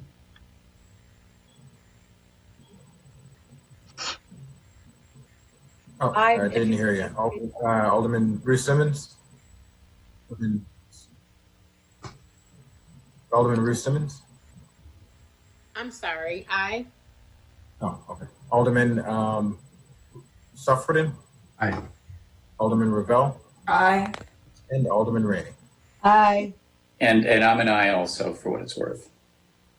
All right, good. So everybody's an aye. So on a 9-0 vote, we're going to recess into executive session. Thank you, everyone, for tuning into the November 9th, 2020 Evanston City Council meeting. We'll see you again at our next regularly scheduled meeting will be November 23rd, and we're going to be having a special meeting, I believe, on November 16th to talk more about the budget.